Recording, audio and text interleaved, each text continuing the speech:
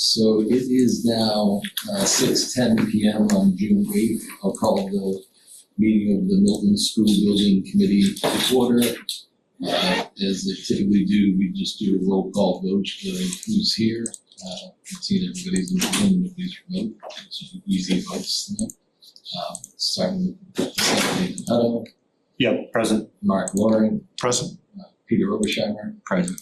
Terry Hurley. Present. Glenn Hoffman. Present. Scott Tereshak. Present. Bob Mayhew. Present. And Sean Ward. Present. All right.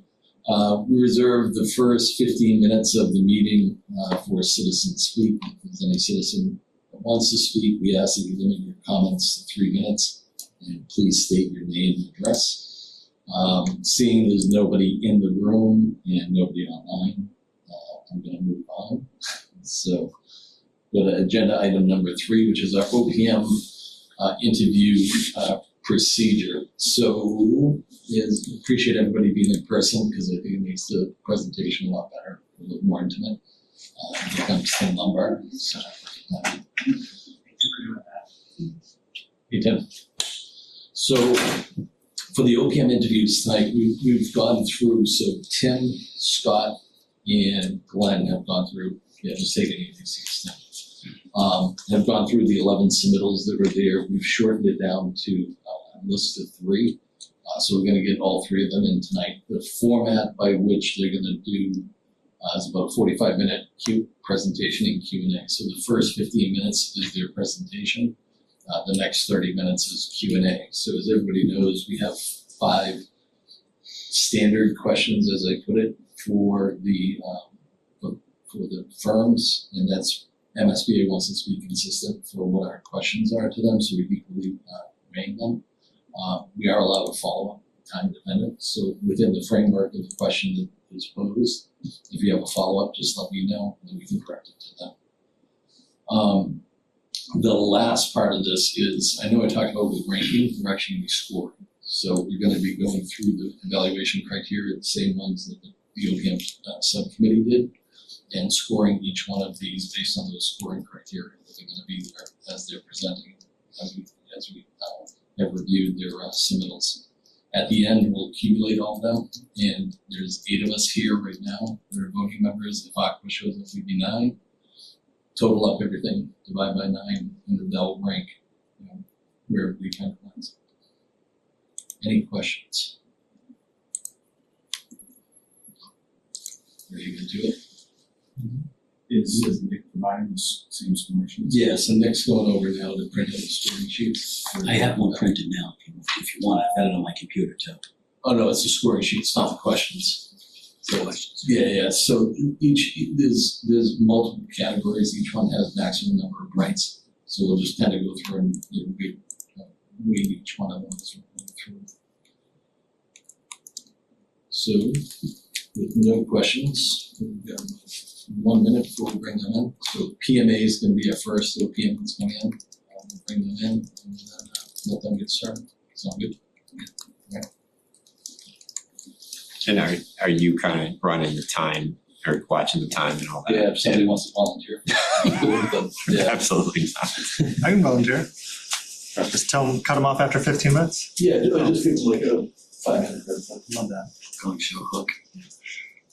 Thanks, Mark. That's someone who's not concise. Holding other people to expectations. How was graduation for you? It was great. Very I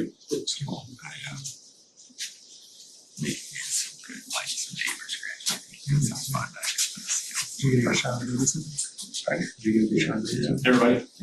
So, one's right here. Yeah.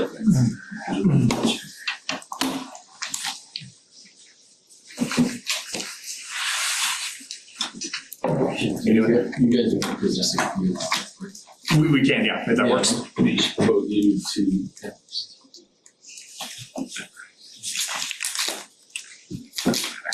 Does anyone want a hard copy? I'll take one. Yeah, I'll take one as well. You can print them out, you gotta hand them out. I love one, so take them. Thank you. if you don't mind. Sure. Thank you very much. Appreciate it. Thanks. Thank you. That workshop. Is this on this side? Thank you. Well, Thanks. yeah. This sharing is not turned on. Yeah.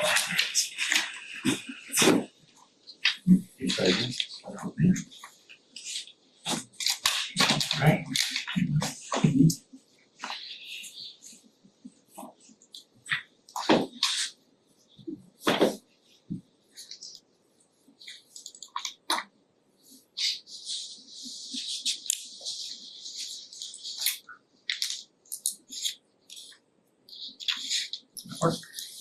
Good enough.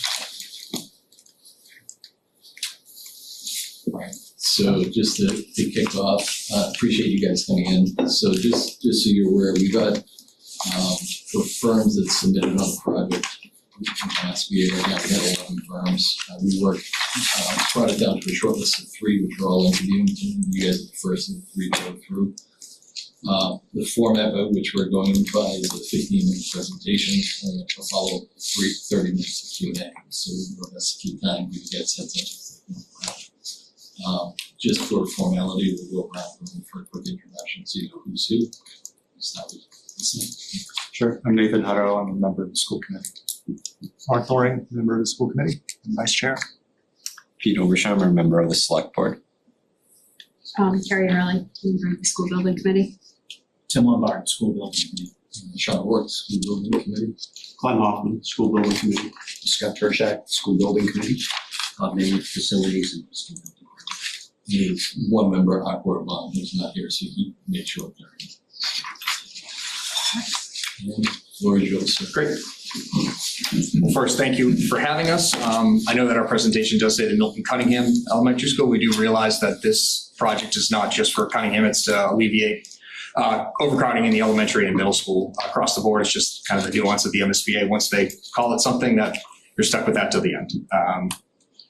So we'll go through some introductions of our team here. I'm Sean Burke. I've been with PMA for 21 years, doing mostly OPM work and schoolwork. I'm going to do introductions because we kind of have a short time. We have Seamus O'Connor here, project manager with PMA, been here with us for 7 years. Both of us are Milton residents. He grew up here. I've lived here now almost 14 years.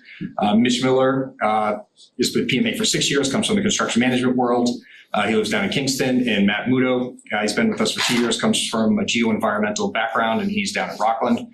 Not with us today is Kevin Nigro. We'll be pulling him in to help with if we have any permitting issues. They had a massive project up in Northeast Metro Tech that had to go through some MEPA challenges and things like that. So there's a lot of lessons learned. So in case understanding that the project has some wetlands and things like that, if the location by the high school is the location that's chosen, we'll have some lessons learned and some people from that crew to help us out, as we will with the rest of our office. Beyond that, we have a site rep, Ronnie Caggiano. He's been with us 7 years, spent about 33 years as a union carpenter. Now he's what we call a clerk of the works, boots on the ground, kind of doing the labor counts and daily reports. We have Julia Roberto. She's with our marketing team. She'd be assigned to us as to help with outreach, making graphics for presentations, helping with web pages and things like that. Peter Bradley from PM&C, cost estimator. The architects will likely choose them as well, so we'll have Durham as a backup to them. Onsite IQ is our construction intelligence platform. We partner with them on most of our projects. They do during construction walkthroughs, and it's basically Google Street View of your construction project. So anyone who can't be on site can go and see what's happening and keep up to date. And we also partner with BEA typically to do third-party reviews of envelope, with the energy codes being what they are, and stretch energy and beyond. Sometimes we need to have a third-party building enclosure consultant to help out with some of those. So it's just another tool in our toolbox that we can use to help out. We'll also have a scheduler assigned to us. We have a large scheduling division within our Braintree office, and we'll have them help us out during the preliminary, but then also and mostly during construction to do monthly contractor construction schedule reviews.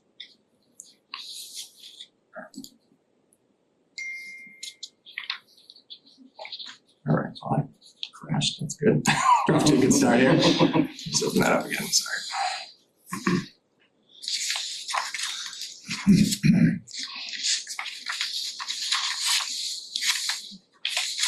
right, we are very familiar with your preferred project site, as we did help out during the earlier feasibility. Project site, you have control of the site through the that land swap, which you need to build on in order to maintain that control.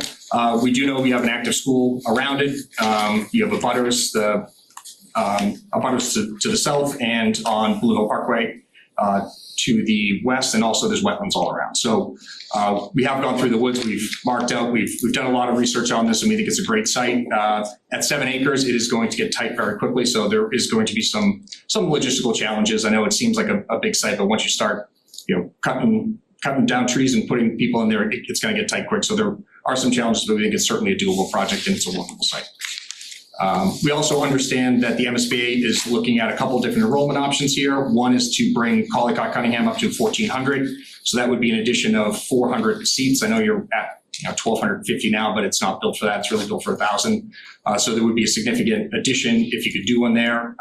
While we looked at the mass mapper, it doesn't appear that there's wetlands behind there, but there is an NOI filed. So I suspect that there is some sort of wetlands in that wooded area behind there. So if that is not available for construction, it's going to be a very tough site to try to put an extra addition on, and parking and all the other things, playgrounds that you're going to need to support those extra students. Also heard that the library college is for sale. I think the town is potentially considering purchasing that. It's a smaller site, I think it's about just under 5 acres. It's got some great issues there, but it's certainly something that should be considered as part of this feasibility study. We shouldn't really leave any stone unturned. We should go down every path, if for nothing else, to show to the public that we've done our due diligence and we've really gone through a full vetting of every option. What we also look at early on and throughout the process is hypothetical tax impacts. Now, these costs are not going to be with this building costs. However, we looked at MSBA data for the different enrollment options you have, what potential size that building might be, what that cost might be by the time you build it, and the potential grant for the MSBA, as well as what the district share would be.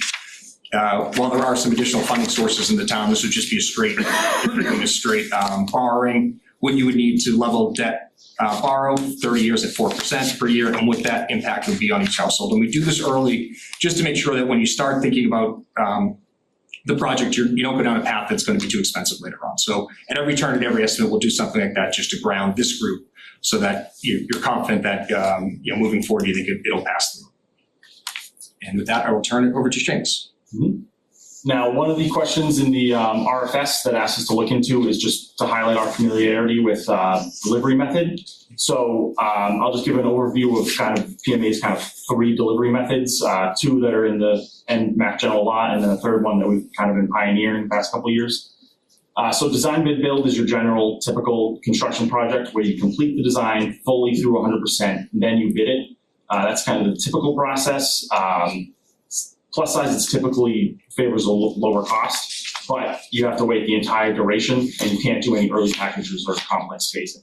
CM at risk allows you to bring a contractor in early, and then you pretty much have free reign with early packages. The downside is that it typically costs more than the design, bid, build process. PMA has recently been pioneering a kind of a third way where we do the design, bid, build process, but on the side, we also send out a early package through the 3039M process. That allows us to get tree clearing, foundation prep, all that stuff processed without the added cost of a CM risk. And then, so a similar project that we just are now in closeout for that continued with that hybrid approach, and I think has very similar data to this Milton project, is the Hingham project we just recently completed. So $114 million construction cost. It was delivered with the hybrid process. And most importantly, we did it all electric with geothermal while we investigated the MSBA's Green School program, which I know this project is going to have to consider as well. So I know, considering this project, next, we have slides that kind of highlight what the preferred site might look like if we did the hybrid process. So this is what the existing conditions look like. And then if we move to the next slide, we see what we could proceed with moving the access road That we can do over our summer. That's one of the benefits of being able to plan out early packages, is we can target this for our summer when the high school will see a lot less traffic. This allows us to clear trees, get the building pad open, and get construction entrances off of the main road so that when school comes back in the fall, everything's totally separate. And then the next slide is the final condition, of what the site would look if this is actually the preferred site. One thing to note before I move on is that we only did this for this site, but we will investigate these options at the other two sites as well. So just to kind of wrap up on highlighted projects, we have we are familiarity with all the design methods, and we have plenty of experience with ad renos and new builds. But just to close out this point, we won't be able to make any recommendation for what this project should do until we get further into design. We don't know what's going to change from the last project to this project. So we foresee that recommendation coming in SD, during the SD phase. And I'll turn it over to Mitch to talk about project control side. Awesome, thanks, Seamus. Yeah, so the next couple of slides, I'm gonna hit on project controls, starting with schedule. So what's shown here is an example of one of our typical project schedules. We'll create this and maintain this throughout the whole project lifestyle. During construction, the contractor will submit monthly schedule updates, which, as Sean mentioned, we have in-house schedulers who will review that. We'll work with them to come up with a complete analysis of that construction schedule and make sure everything's up to par there. What's important that I want to note on this example that we have showed, you see some yellow bars here with some potential cost savings. So given PMA's experience with the designers in the area and our relationship with them, we feel that we can accelerate the schedule during certain phases such as schematic design and project funding, which versus a typical MSBA job can be potential savings to the town of Milton. On this example, the project costs about $150 million, and the savings is projected at $6.75 million. That's just one of those project saving methods that we think that we can work with the town on and the designer when we get to that point. And then on the next slide, I'm going to talk about a few more of those cost savings in staying on budget and schedule goals. The first one, we have the designer RFS draft ready to go today. We're ready to issue that. We're ready to work with the town on that and get going on the designer procurement. Going on with what Seamus mentioned, another cost saving potential is the hybrid delivery method. So we've had successful projects with that, getting the ground prepared so that the base bid contractor can hit the ground running. We also like to work with the committees to guide the committee to make timely schedule-focused decisions. It's a group effort. It's not just PMA and the designer doing that. We're working with the stakeholders involved. And then lastly, this project had a previous feasibility study performed, so we think we could use that to our advantage to help accelerate the schedule and reduce construction costs as well. We know we have to stay within MSBA board dates and timelines and guidelines, so that will always be taken into consideration. On the next slide, we'll get into our project cash flow. So PMA will again maintain and create the project cash flow from day one. This includes total project costs throughout the life cycle of the project, including the district costs, which you'll see located with the gray line, and then third-party funding, such as the MSBA grant here. And it's important to note that the cash flow is not just for tracking costs, it also can inform the town on the borrowing needs when it gets to that point. When you need to borrow, how much you need to borrow, so we like to get that going right away to assist the town as needed. On the next slide, we'll get into our budget. This is our Just 5 minutes. Okay. Yeah, just want to give it. I think we're doing good. You're doing good. On this slide, this is our total project budget. So this is the summary. It's an overview. It's about a 10,000 foot view. We can get very granular depending on what we need to do, what the town wants to see. This will be involved with monthly reports to the MSBA as well. So we track every invoice, every contract in this budget to align with the MSBA cost codes. And so when we seamlessly submit those reports, everything's all aligned. On the next slide for project controls, we're going to get into contingencies. So with the contingencies, throughout the course of the project, we track all the costs as well as I showed you in the budget, but we also track any changes we need to. So those changes could include designer soft cost changes, contract amendments during the design phase, and then getting into construction, all the construction change orders that we have to track, if there are any that we'll related to the construction of the project. They could be design, they could be owner requests, third-party requests, et cetera. So we'll track those. We also review those changes in details. Some other competitors might not do that, but PMA team goes through manpower, hourly rates, labor rates, et cetera, making sure that everything's lined up and good to be recommended to if there's a technical review committee or if it goes to the select board for a contract change. We'll work with you on that as well. And then moving into the next step after you hire an OPM would be the designer selection. As I mentioned, we have the RFS ready to go. It's drafted up. Might be a few dates that we have to iron out there as a team. And then on the left side of the screen, you can see a potential grading rubric that we created to have different criteria for all the designers that submit. And as we get into the designer selection panel, we'll work with those team members to help get this process going and align with those designer selection panel dates at the MSP. I'm going to hand it over to Matt for project communication. All right, I'll be talking about our community outreach that we have at PMA. I want to preface that we have all these capabilities as follows, but everything is up to the discretion of the town what they would want help with.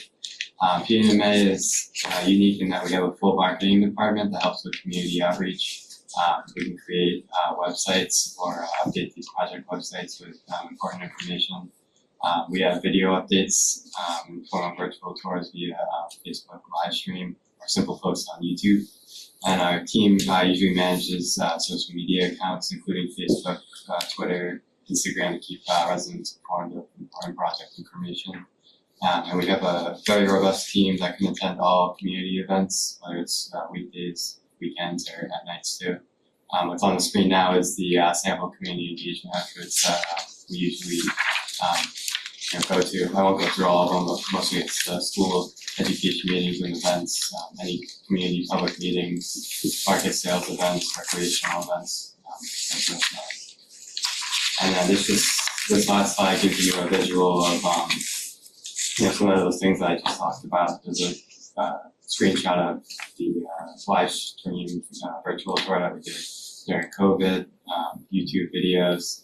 And the last thing I wanted to bring up was, since the cost is usually one of the biggest factors associated with these new build projects, we can provide a simple estimated tax impact tool so residents can better understand the cost. All right, and just to wrap it up, just a why PMA, we are an OPM only firm. We don't, we're homegrown, we train talent, we don't acquire other companies and use their resumes to try to get work. We've done over 50 MSBA projects. We're the only OPM from the MSBA has ever hired directly for our Essex Tech project.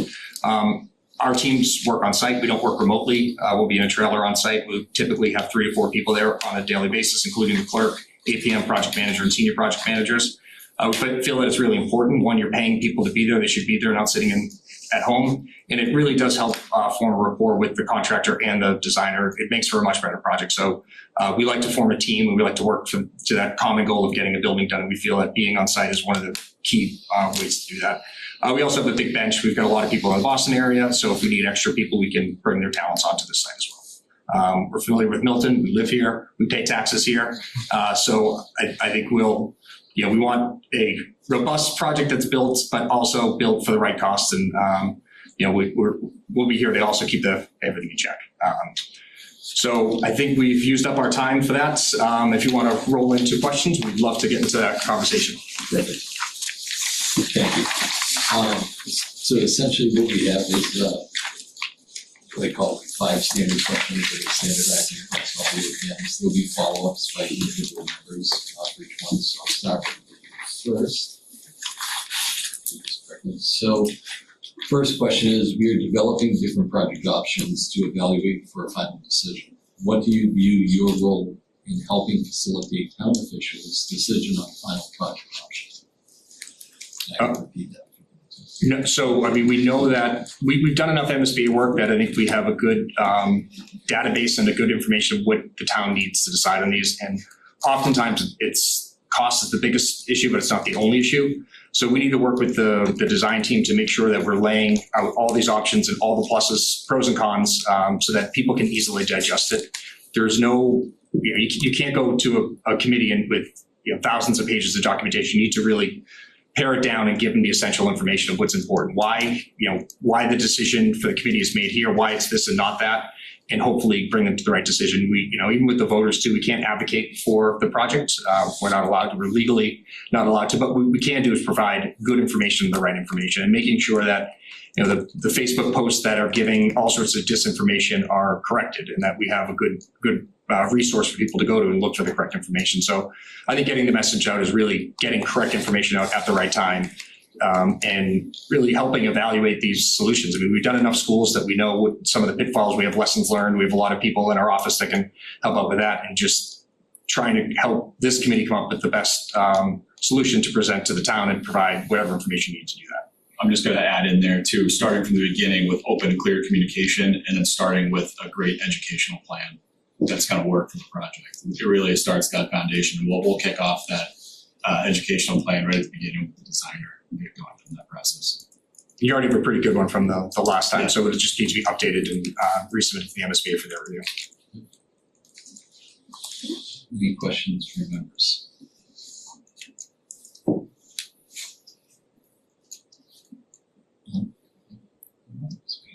right, we'll move on to the second question then. Second question, can you provide an example when an MSBA project you were working on running over a budget?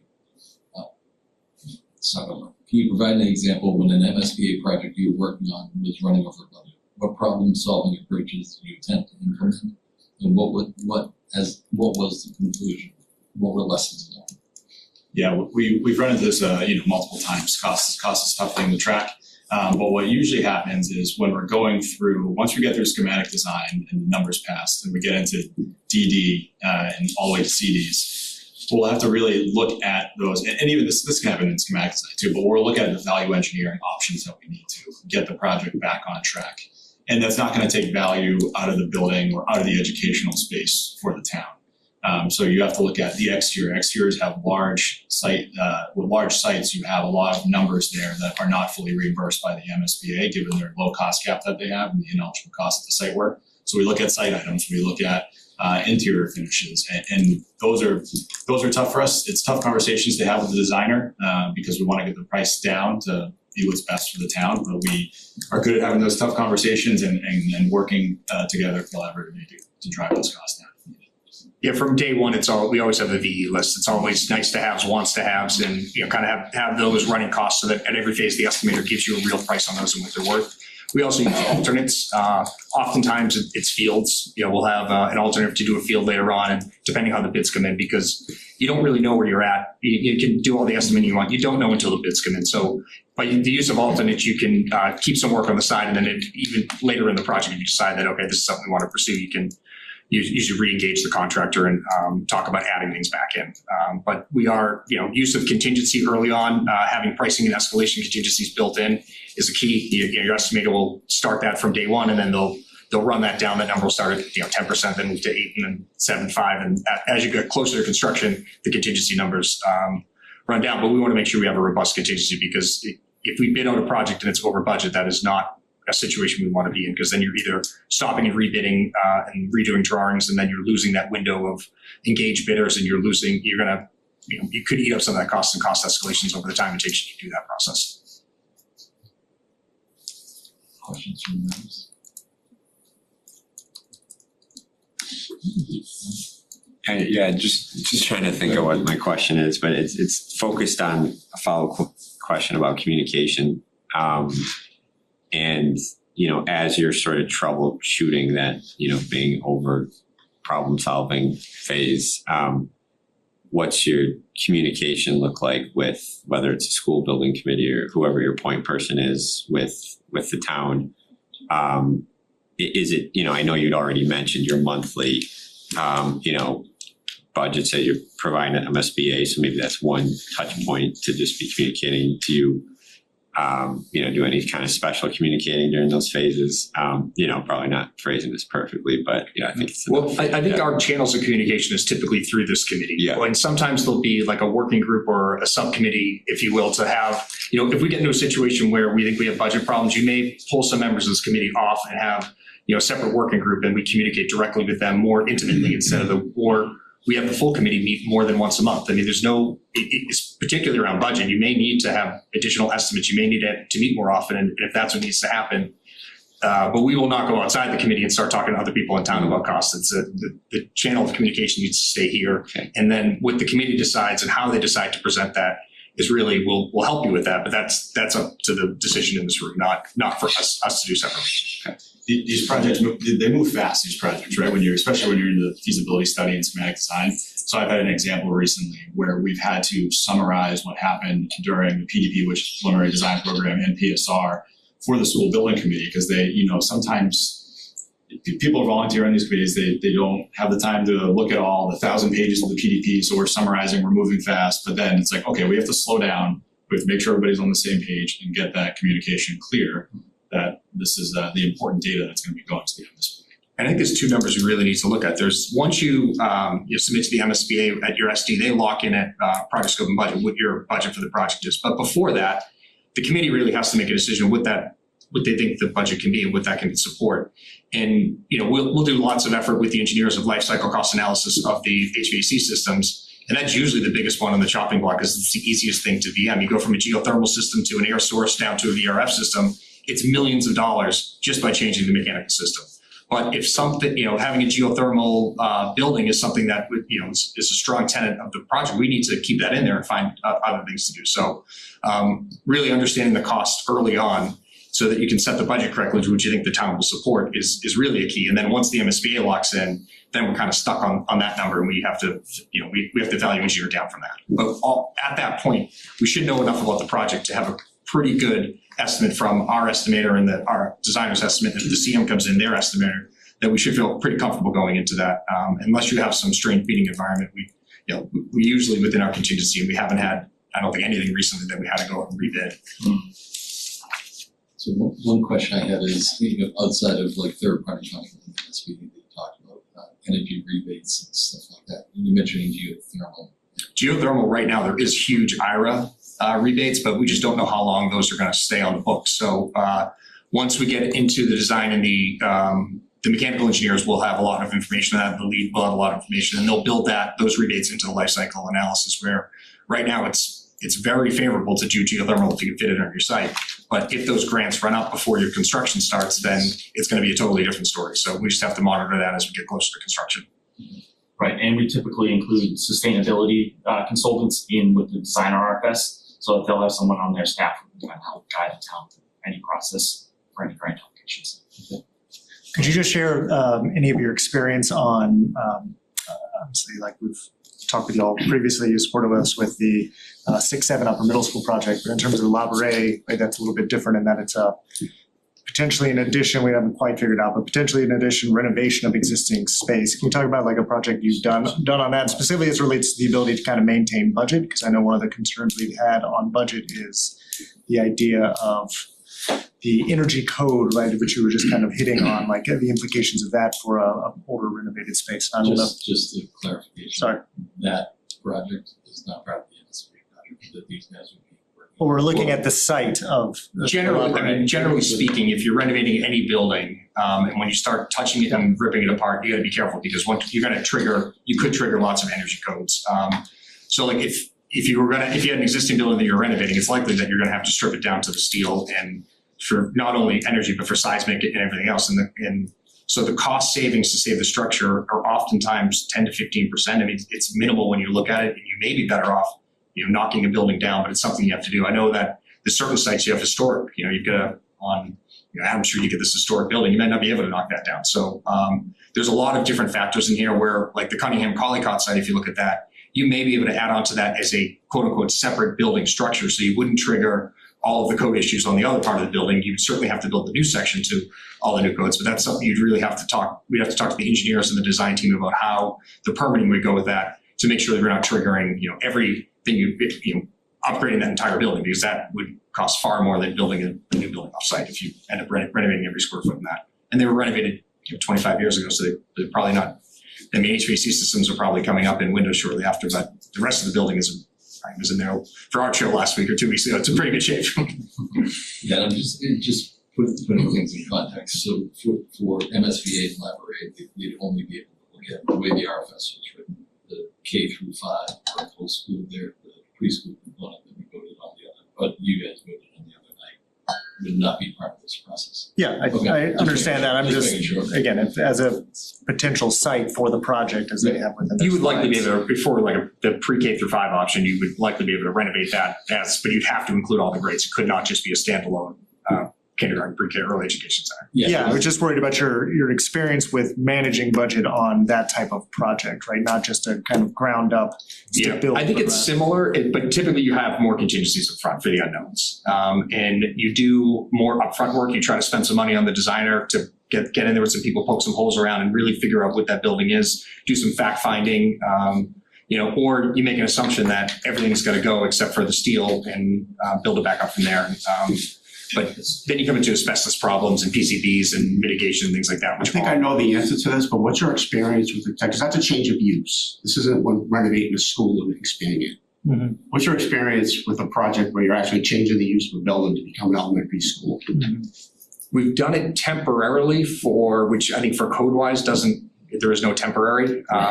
So we've done it where we fit out extra buildings to educational spaces, swing space for some projects. But I think generally we don't, change a house into a school. I don't know that it's very common to happen. It's either you renovate an existing school, or sometimes district will have an old school building that hasn't been used in a while, and they'll use that either a swing space, or they'll renovate that spot and then flip-flop there. Thank you. Any other questions regarding costs? Yeah, Sean. I just have an answer to you. I worked in the town of Saugus. We did the new middle high school for them. And then in addition, we did 2 smaller ad renos right around COVID times. And controlling costs for ad renos is really important to get like the building officials walking through the building and, just saying, hey, if you had to update the code, what would you do now? Before we even got off bid time, because it's easier for them to walk around and say, oh, add fire alarms there, oh, that should have a different exit device, that sort of stuff during design, so we can include it in the bid documents, versus it comes time a month before move-in and the inspector walks through for the first time and says, oh, that's wrong, that's wrong, that's wrong. Kept it early, put it in the documents, and that kind of helped us. Going to the third question. What is your closeout process to close the project quickly and avoid it dragging out? That's a great question. It's a tricky one. No, but honestly, staying organized from the start all the way through the closeout. Like if you drop off, if you miss one invoice, and if you're going to closeout and you have to backtrack and find where that invoice was, it creates a whole bunch of havoc with the MSBA system in the final audit.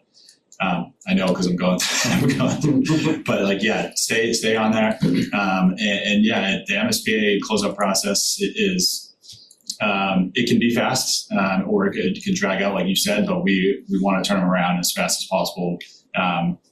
There's some things that are out of control. If litigation happens, you can't close out until the litigation is finalized. So we've gotten the experience as well. Even for the builder proper, I think the key is you got to keep enough leverage on the contractor to keep them to keep them engaged. And if their work isn't done, then you just not pay them for that work. That's kind of the only way to keep work going, is to make sure you have enough leverage over them so they don't disappear.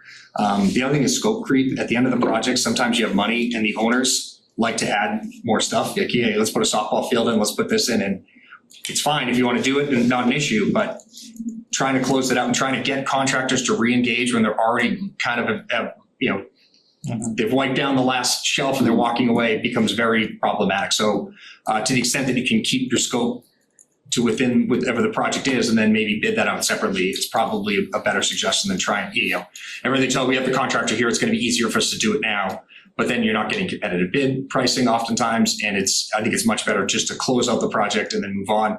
The other thing we've been doing recently is we'll have, an APM go through the entire spec book and pull out every warranty, every closeout item. We'll make our own binder and we'll turn that over to the contractor. We won't wait for them to do it. We'll say, hey, here's all the stuff you owe us. We expect you to fill us out and give it to us. Like, help them help themselves, making sure that we're on top of it, we understand what we expect.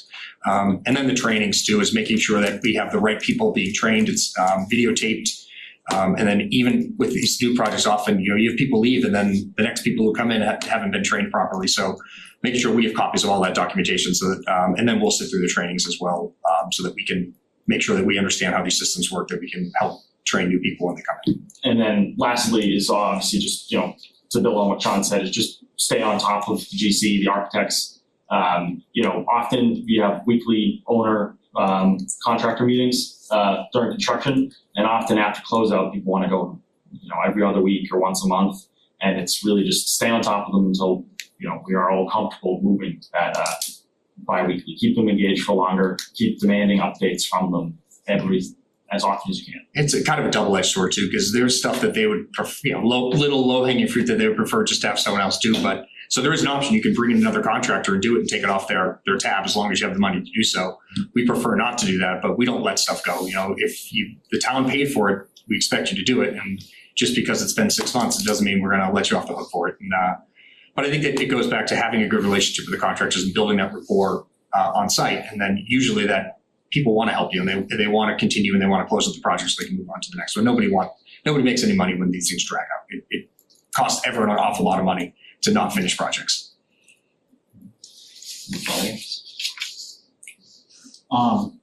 To the extent that you're carrying scope or services that are redundant to the capabilities of whoever the selected GCCM might be, are you guys comfortable shedding scope?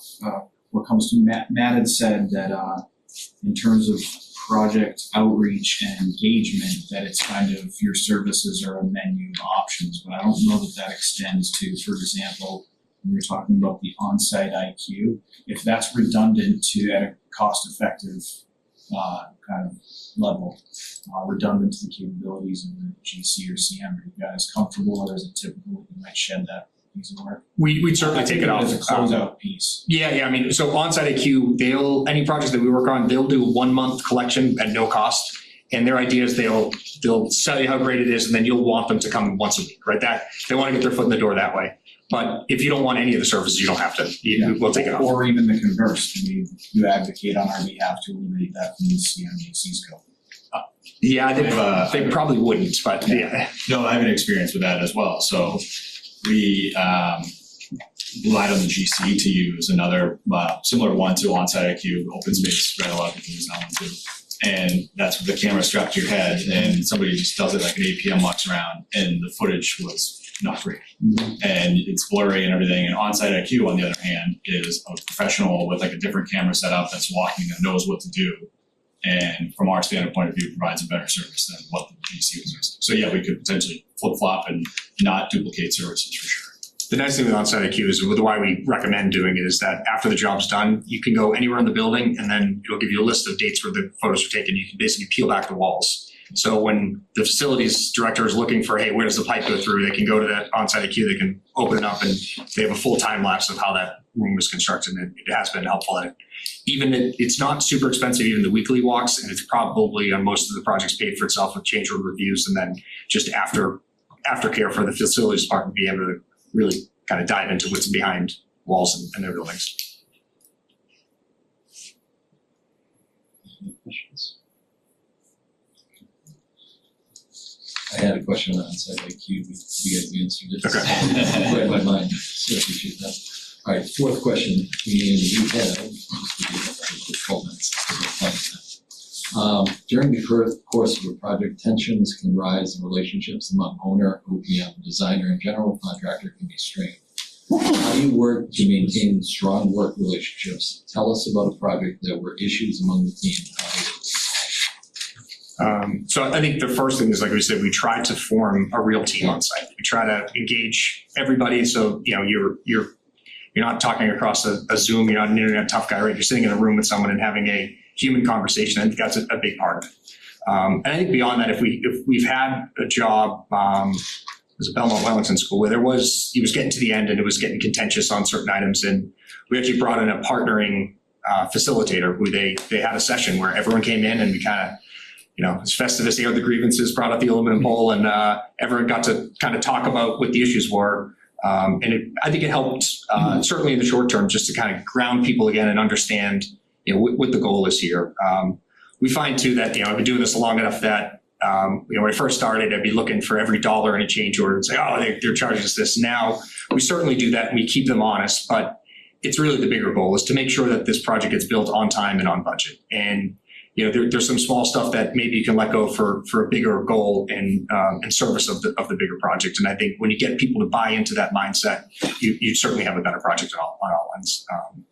I don't know that we've had some super issues with the design team. Sometimes in design, there's things that they would want to have in the building that maybe we would say this doesn't make sense or it's too expensive. And at that point, if we were at an impasse with them, we'd certainly come to the committee and try to have a session where we talked it through and did pros and cons of both of it, and maybe have the committee try to facilitate what's the right decision for the town instead of letting one party decide either way. We have had a recent experience in the Bristol Warren project with a designer where there was a small change order thing where the contractor had one view and the designer had another, and they couldn't come to a compromise or really meet in the middle. So what PMA did was we asked a separate independent architect that we were working with on another project just to kind of help us out and see what their independent high-level view was. And they helped us reach a goal that got us to a recommendation to the owner that resolved the issue. I think everyone's now happy with the resolution of that. Good question, Sean. You kind of partially answered the question I was going to ask. I was a CA architect forever, so I know these conflicts are brutal. 95% of them are with change orders. So I'm curious what your change order process is, and how do you kind of avoid these conflicts that are inevitable between the architect and the contractor?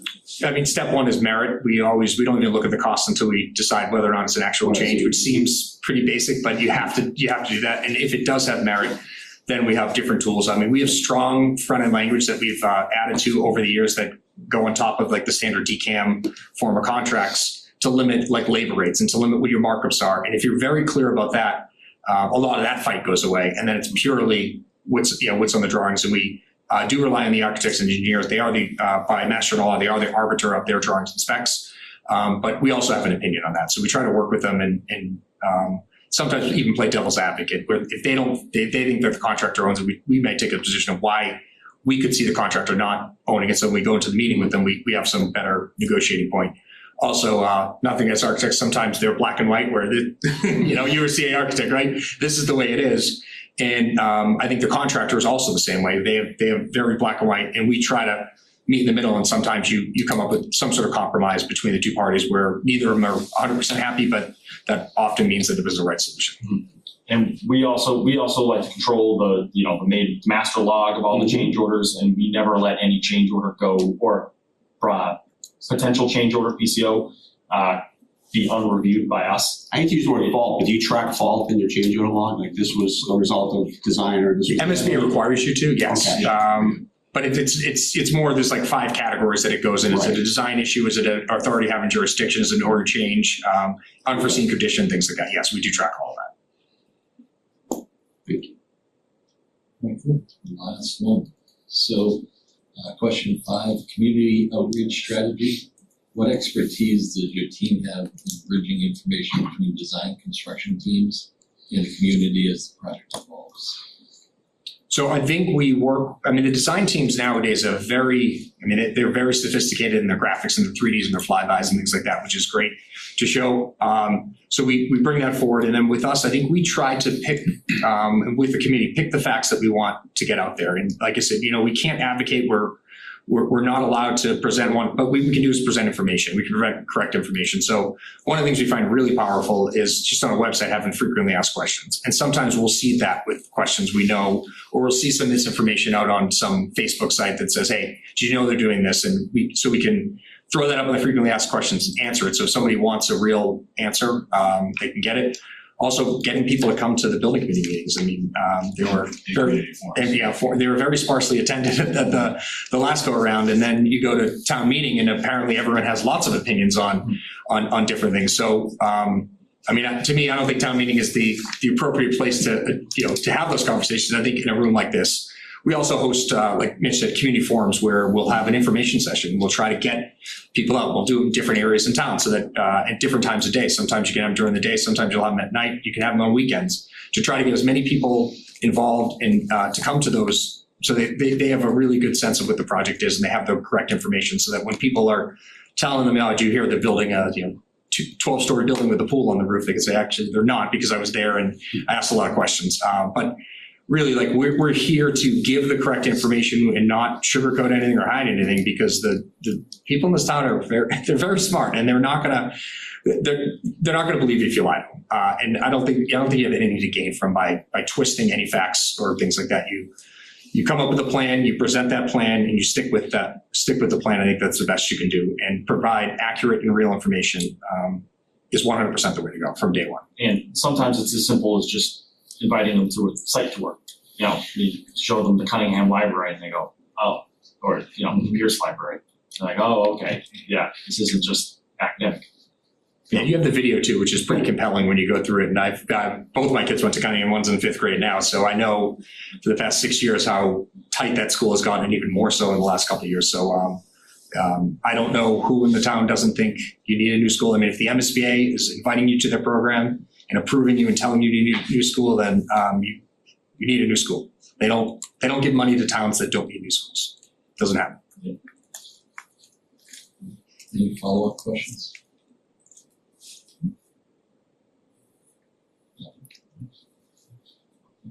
We're good. All right, excellent.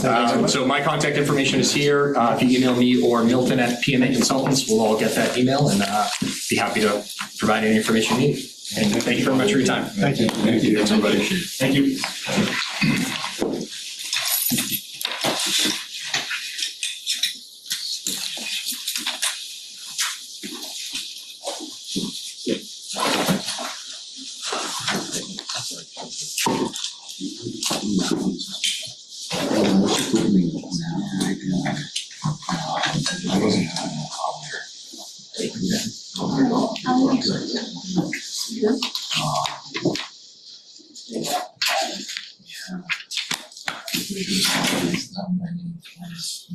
We take a 3 and pass it or 1 and pass? It's fun. Are we on schedule for the 15-minute break here? How are you? Okay.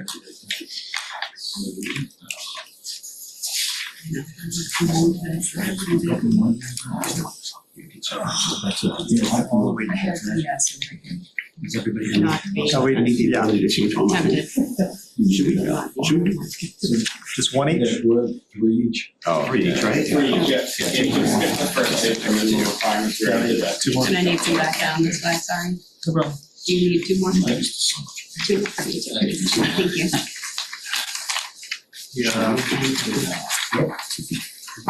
Yeah, 3 short. You got some extras over there? Yes. I just got done looking at Sean's picture that he sent. Of course. I can do it. No, Nick did it to me on purpose. He knew it. Oh, how many do you have? You're not ranking, that's why, I didn't count you, sorry. You're here for fun. Oh, they swore me in. Okay. And, I took my notes. yeah, So Nick, I'm just gonna mute for the break. just call a recess, Sean. Yep. Just saying, we are in recess. Yeah, school building committee is in recess. so it's like your 15 minutes, like a break, not like. Oh, you gotta get working. Yeah.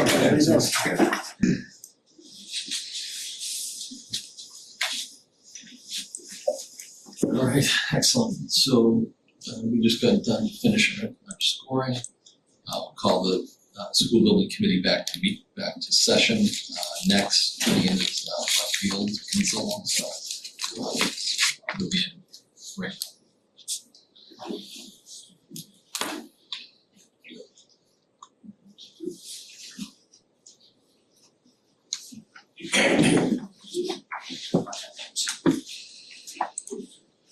Hello, everyone. How are you? Good. Where's the best spot for the person to control our presentation? Just anywhere? You just log in to the Wi-Fi. Yes. So we got that in. Yes, it's Move. Thank you. Yeah. I got it. Yep, thanks. One is a canvas, is that correct? Yeah.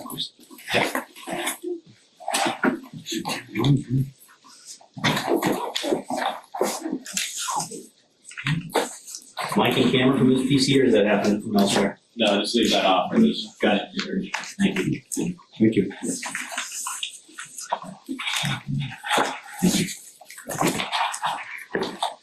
Yeah.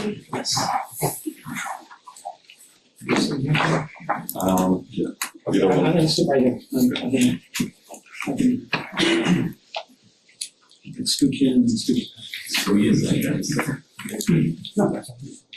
Well, Brendan is connecting. Would you mind if I make an opening statement? Please. All right, beautiful. So, good evening and thank you for having us here tonight. We're excited to be here in person, so you can put faces to the names of the team members. Before we begin, I want to note that Jim Rogers sends his regrets. He couldn't be here tonight.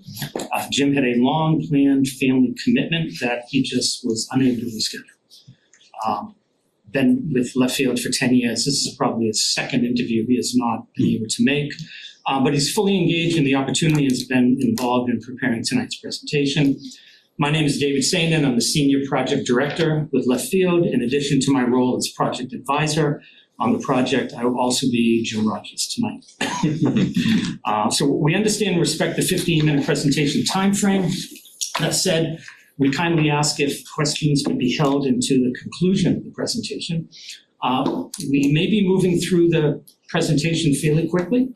If we go through a slide that's too quick, just let us know and we're happy to come back to it during Q&A. Perfect. Thank you. Yeah, so as you noted, we give 15 minutes for the presentation. I'll give you guys a 5-minute heads up. We need about 10 minutes or something like that. Okay. Apologize if I interrupt. No worries. But just as far as the committee here, I'll let us introduce ourselves. Hi, I'm Nathan Hutto. I'm a member of the school committee. Mark Loring, member of the school committee, vice chair of the school building committee. Pete Obersheimer, member of the select board and of the school building committee. Carrie Hurley, member of the school building committee. Tim Lombard, School Building Committee. Sean O'Rourke, chair of the school building committee. Glenn Hoffman, school building committee. Scott Tershak, School Building Committee. Bob Mayhew, Town Facilities and School Building Committee. And there's one member of the school building committee, Aqua Bob, who's not here to speak. Okay. Okay. So with that, I'll let you guys take it away. Like I said, I'll keep times, but I'll give you guys a heads up. All yours, sir. If you can go to the About Us. So, Jim Rogers established Left Field in 2007 with one employee. 19 years later, we're 73 employees strong. Our focus has stayed the same since day one. We put the client first. We bring significant MSBA experience across all school levels, from elementary, middle to high school. Our vast experience allows us to help communicate and procure a designer, evaluate the right construction delivery approach, manage risk, maintain control of the scope, schedule, budget, public communication, and most importantly, public outreach. Recently, Left Field joined Cumming Group, which provides our clients with access to a broader project and cost management resources while preserving the local hands-on approach that Left Field has been known for. So while we are 73 employees strong locally, we have the added support of a 3,000-person global platform. A few statistics that we are proud of: 75% of our business comes from repeat clients. We currently have about $4.4 billion in active public projects, and we have a 97% employee retention rate. For Milton, that means team continuity. The people you see in front of you tonight, with the addition of Jim Rogers, will be the same team throughout the entire project, and closeout and through the MSBA audit.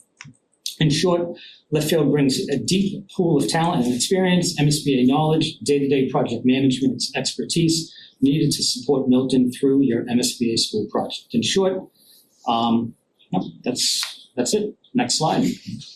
All right, we're gonna do quick introductions. So thanks again for having us. We're excited to be here. It's really an exciting project. The core team is here. We bring together a broad range of experience among our core team. So between myself, Jen, and Matt, we have backgrounds in engineering, architecture, and construction management, and we all have deep experience with MSBA, public sector school projects. I'll be your day-to-day point of contact from the beginning of the project all the way through the end. So, as David said, continuity in our team is our strength. I was actually particularly excited about this project, being a close by neighbor over in Rosedale. kind of exciting to have a project right down the road. We're used to traveling, but being able to be to the site in 10 minutes is definitely a nice advantage. In fact, with the Cummins Highway work wrapping up, I'm hoping to take the cycle tracks. So what I'm going to do is have the rest of the team introduce themselves, and then we have a few folks that I want to highlight that are on our team. Hello, everyone. My name is Matthew Galino. I will be working very closely with Tim. I'm closing in on 15 years of construction management experience. 100% of that has been in the public sector, and about 95% of that has been K-12 school building projects in Massachusetts. Like Tim said, we're very well versed in the MSBA process. It is really what a lot of this team has dedicated their careers to, has been to the betterment of public education. So I'll hand it up to Jen. Hello, Jen Carlson. I am the project manager, one of the project managers on the team. My background is in architecture and construction, and I did work at the MSBA for a little bit. So I've been working on MSBA projects for the better part of 16 years, and actually probably been working with Tim on and off for about the same amount of time. With Left Field for 7 years. Again, all of this was in the public realm of work like that. So I'll hand it off to... Hello, Brendan Walsh, Left Field MEP coordinator. Got over 25 years of construction and trade experience. I represent a team of 4 MEP experts in mechanical, electrical, and plumbing.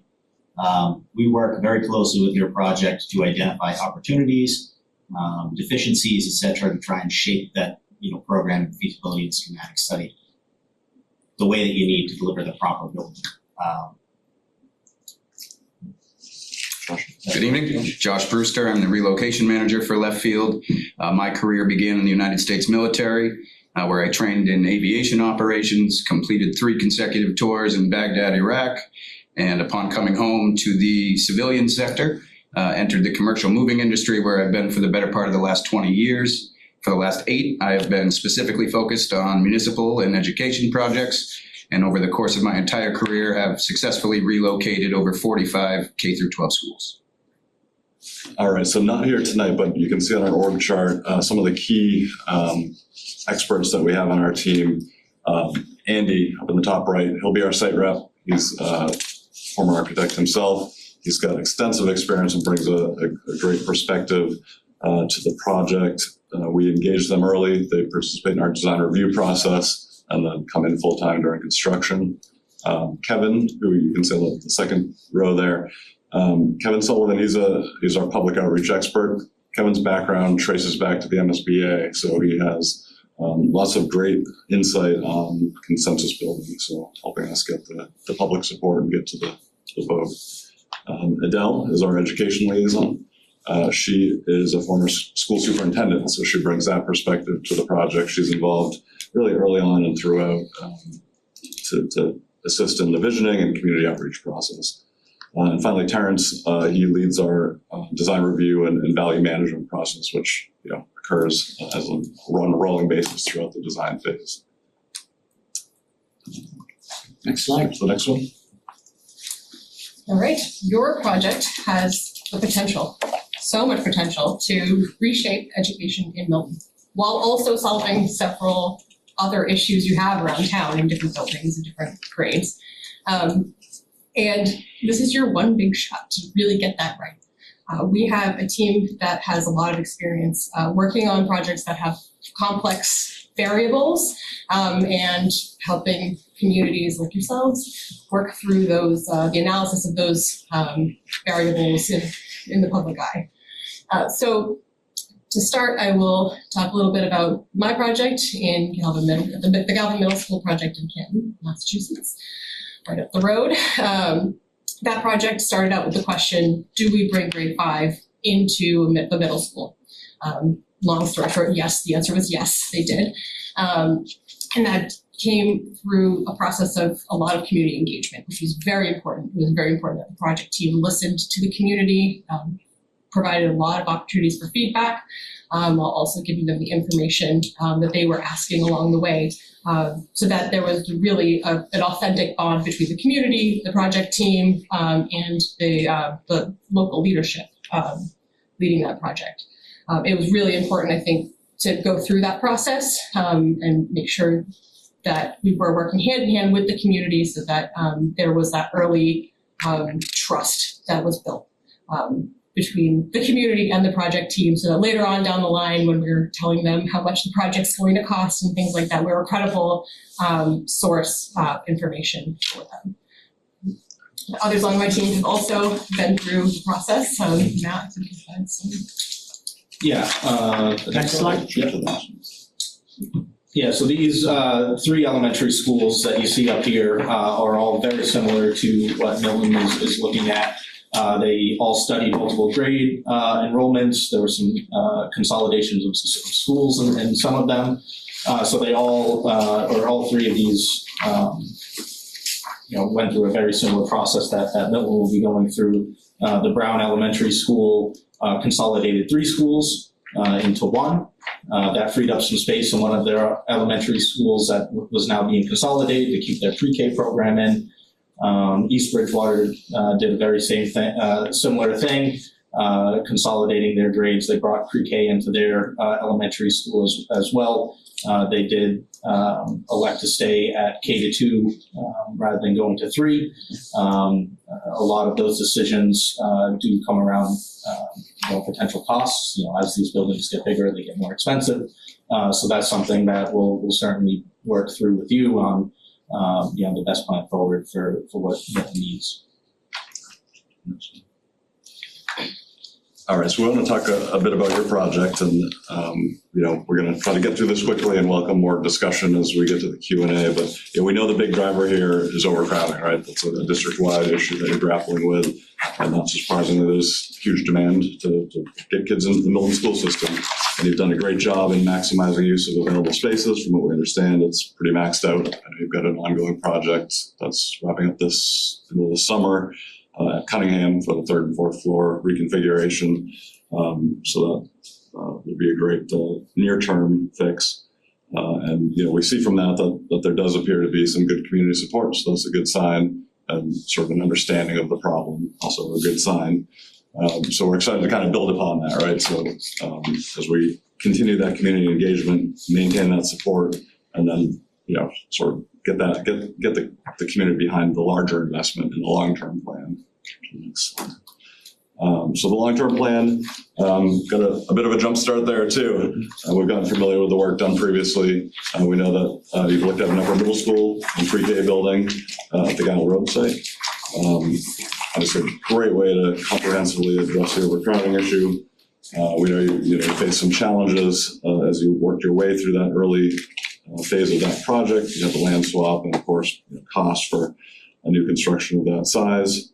But excellent job in kind of 2 big wins. The Article 97 land swap is approved, and now getting into the MSBA program is a huge win in terms of bringing down the local cost.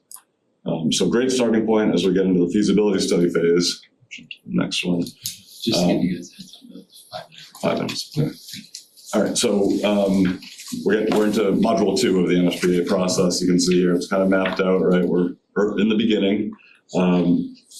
It's structured, a bit protracted, but we know how to navigate it efficiently, and we really use it to our advantage because as a systemic approach, it builds trust and credibility, right? So the community will know that we're not just rubber stamping an option. We'll document that we've done a thorough review of all the options, and the preferred option truly is the best one for the school district and the community. Next one. We've thought about what's going to drive success on this project. We've outlined in detail here. I'm just going to quickly run through. Getting the right team on board early is going to be key. We need to have a credible and objective team, and we know the MSBA process and have a great track record of building public trust. We'll take full advantage of the work completed to date, but we want to validate it through an open and comprehensive review of the options. We need to continue that clear community engagement and maintain support as we get closer to asking for funding for a larger project. As we move our way through the process, schematic design is a huge deliverable. That's what we form the budget based upon. It's early in the process, so it's important that we get that right. But we have tools to make sure that budget is comprehensive and valid. We stay on track as the scope moves forward. At every milestone, we check in and we make sure that we're not varying from that approved budget. We're the gatekeepers. We let you know in advance. This is a cost impact. This is a schedule impact. So we make informed decisions, and then we maximize the MSBA reimbursement. Let's jump to the next one. Options quickly. I think you all have seen the feasibility study agreement, and we've dissected it as well. We understand there's a complex set of enrollment options, right, to look at. We also anticipate looking at several sites, and we saw a little bit of a wild card with the Labore College site. I think as you heard from us earlier on, we've done this many times. It's a comprehensive process, and it's critical that we boil it down to a very simple decision-making process so that the public is clear on what's driving the decision. Ultimately, we want to make sure we have conclusive support across all of the town management as well as with all the constituents. Happy to come back to this in more detail, but I know we're running short, so we'll jump. Tim, do you want me to do this one since I have the next? All right, so this slide quickly, we have a lot of different vehicles that we can use for public outreach. Next slide. This slide highlights our recent experience with South Shore Tech. Over roughly 2 months, we participated in 48 community touch points across the region, ranging from PTO meetings, advisory boards, veteran events, community events, market, school events, town meetings. Takeaway here is that the outreach was not limited to formal meetings. We went directly to where the residents were already, helping the community understand the project need. The effort supported 7 successful regional agreement town meeting votes, and ultimately the project passed. Next slide. This compares 2 elementary school projects in neighboring communities with very different outcomes. The takeaway here is that the public communication, preparation we had, and overall approval strategy matter. In West Bridgewater, the project did not advance beyond town meeting, while in East Bridgewater, where Leftfield served as the OPM, the project passed both town meeting and the ballot measure. Next slide. This slide shows a similar comparison at the regional vocational school level.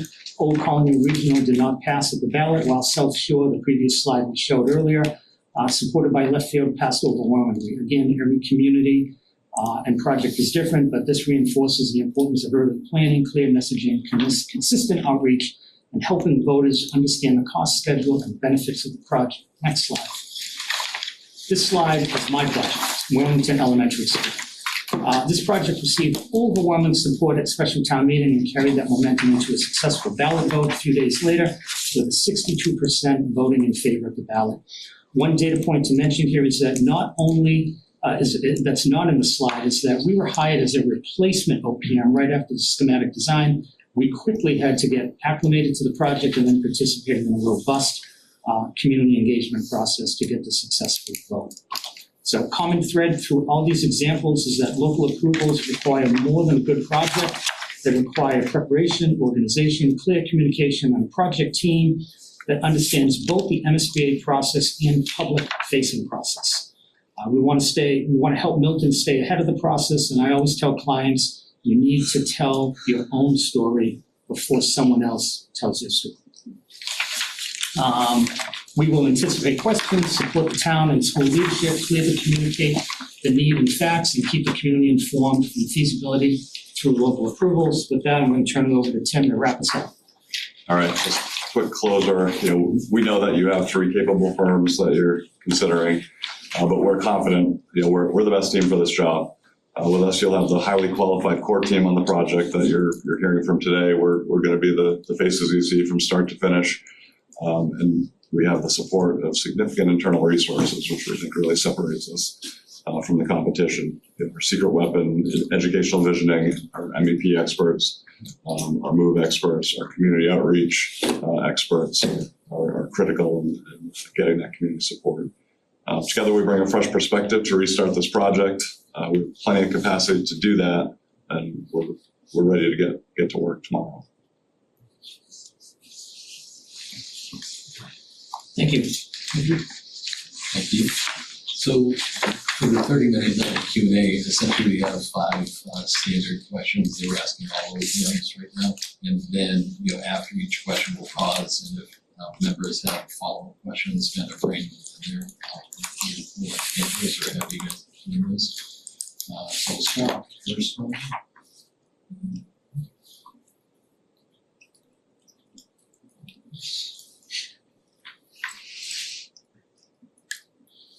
All right, question 1. We are developing different project options to evaluate for a final decision. What do you view your role in helping facilitate town officials' decision on a final project option?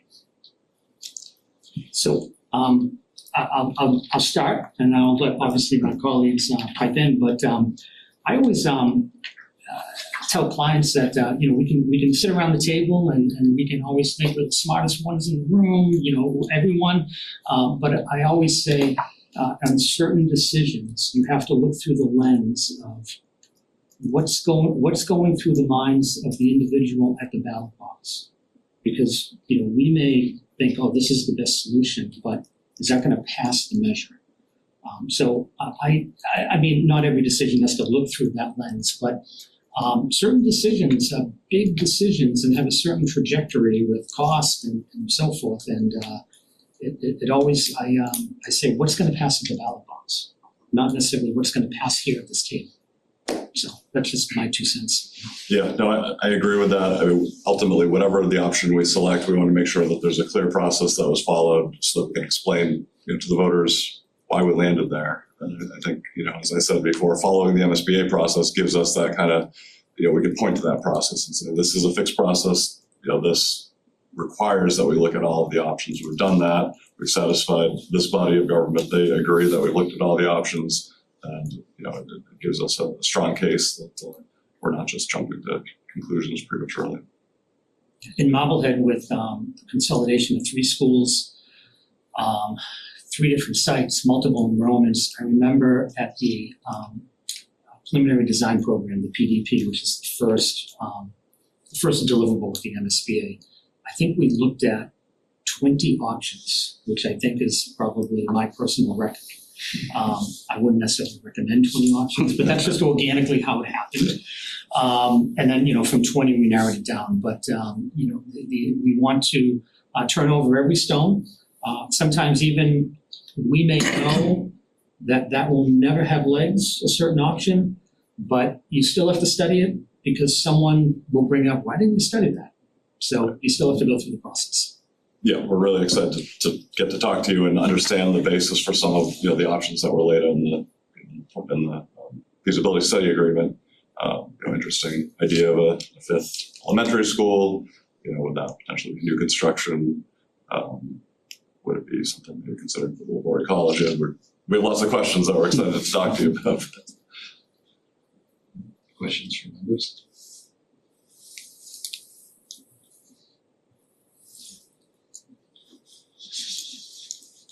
So, question I do have is, in relation to this, the slides that you had, they're powerful, load changes and stuff like that.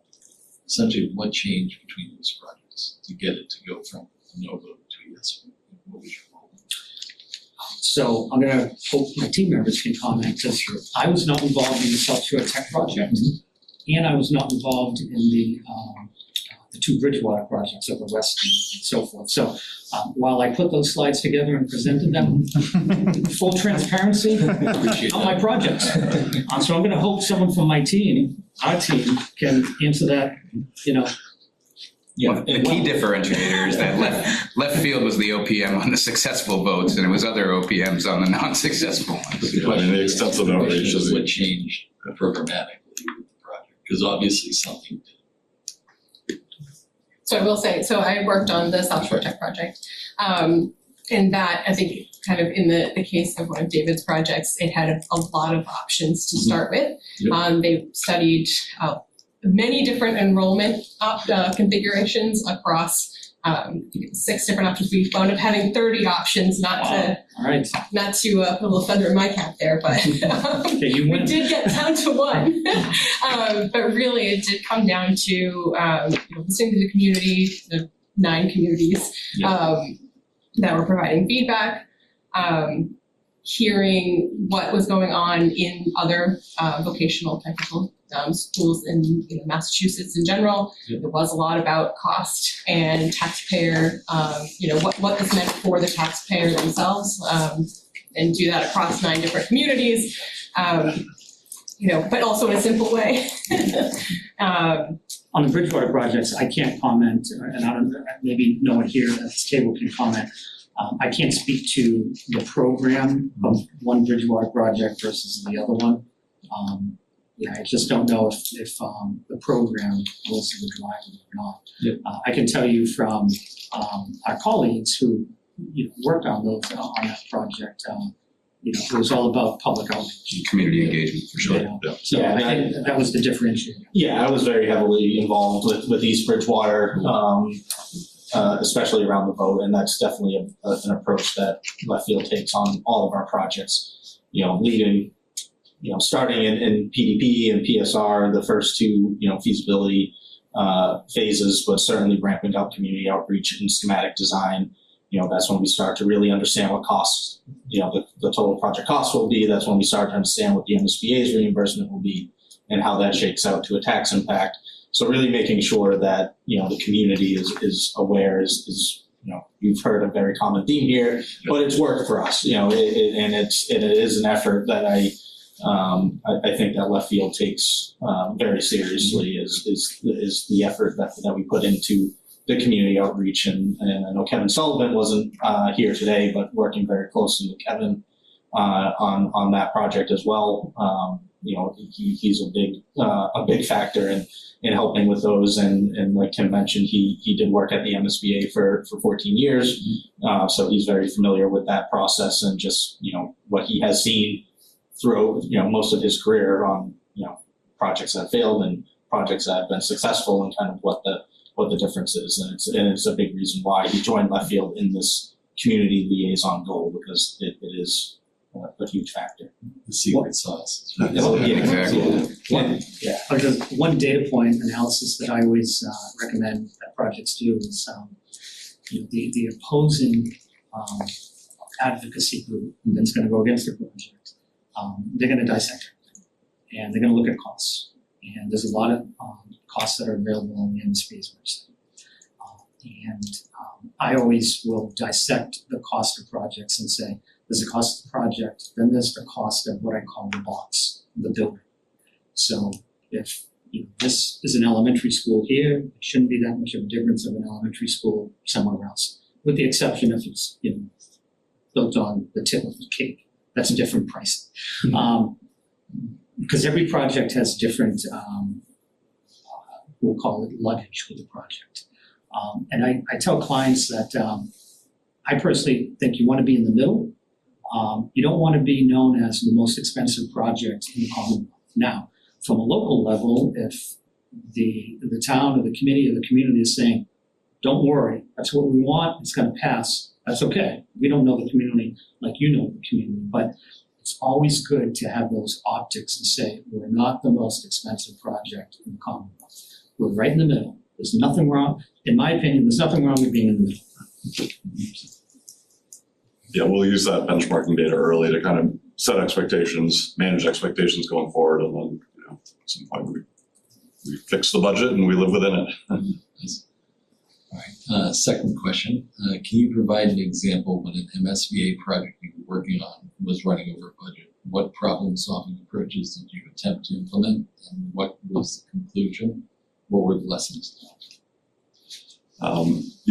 We try, as I said, we try to fix, because we do fix the budget as schematic design. That's a milestone where it's really important to make sure we've right-sized the program. We've squeezed the buildings with the gross up as minimal as we can get it, because the biggest place to save money is in square foot cost of building. We also look really closely at the site costs, because the site costs can be huge drivers. And I think you probably all know that the MSBA has certain caps, and site is one that it's very easy to hit that cap. The costs go directly to the town. So it's during that milestone before we fix the budget that we make sure there's a little extra effort put on both of those fronts, so that we're getting the budget right sized. The other thing we do, want to make sure we do a schematic design is get enough stakeholder input that the schematic design is based on reality, right? So that we don't have scope creep coming up later. And, as we get through the project, all the people come out of the woodwork and we get a lot of asks if we haven't asked them early on, right? We've got the building inspector, the fire department, the police department, beyond all the educators, right? So lots of people will have things they're looking for. So we want to get that input early. And then, from there, we want to try to just manage to that budget. And we stop at every milestone and we do a cost estimating exercise with a check estimate, the CM's estimate, and we run through a reconciliation process. That process is hugely important in that it identifies if there's lack of clarity in the documents. Right? The architect may, have some misses, and that process gives us a check on that. If the cost estimators aren't getting it, then the bidders are certainly not going to get it, right? You could overpay, you could underpay, and deal with it by change order, but we don't want to do either of those things. So it's very important to get that input.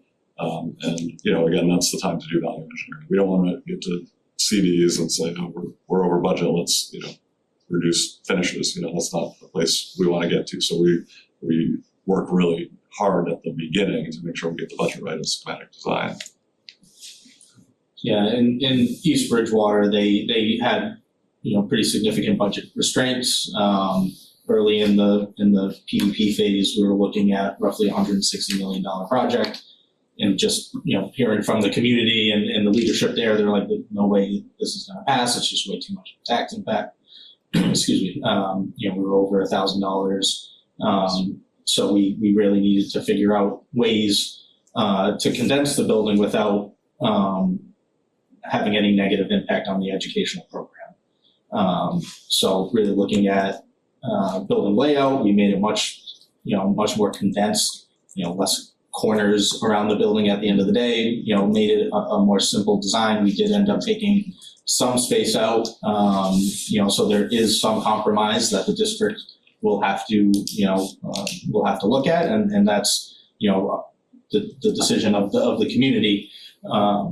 But we were able to, shave out about 30,000 square feet of that building and got it down to $125 million total project cost. I think it had about an 850 average tax impact, which was really the goal of the town. So, it's throughout the entire process is really, making sure that we're meeting all of the educational needs of the school while doing it in the most, fiscally responsible way.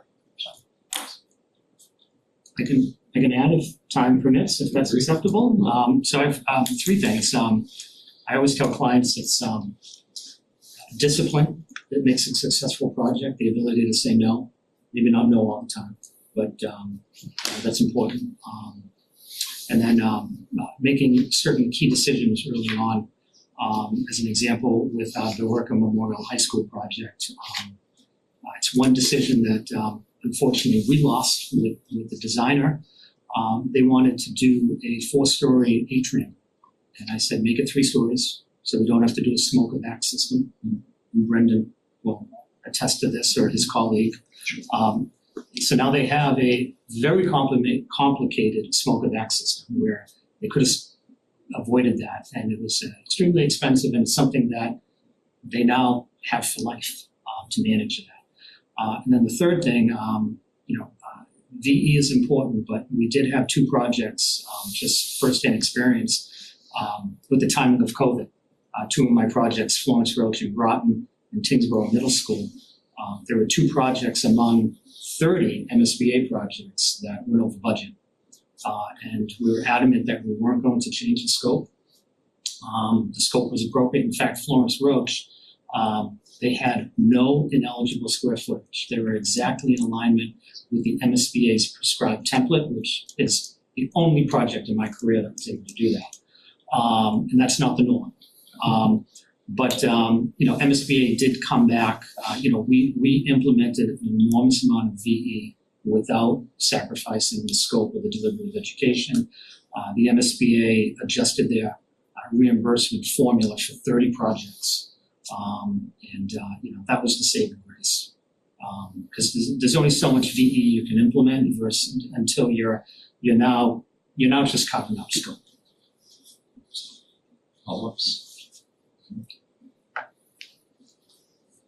All right, move on. So question number 3 is, what is your closeout process to close the project quickly and avoid it dragging out?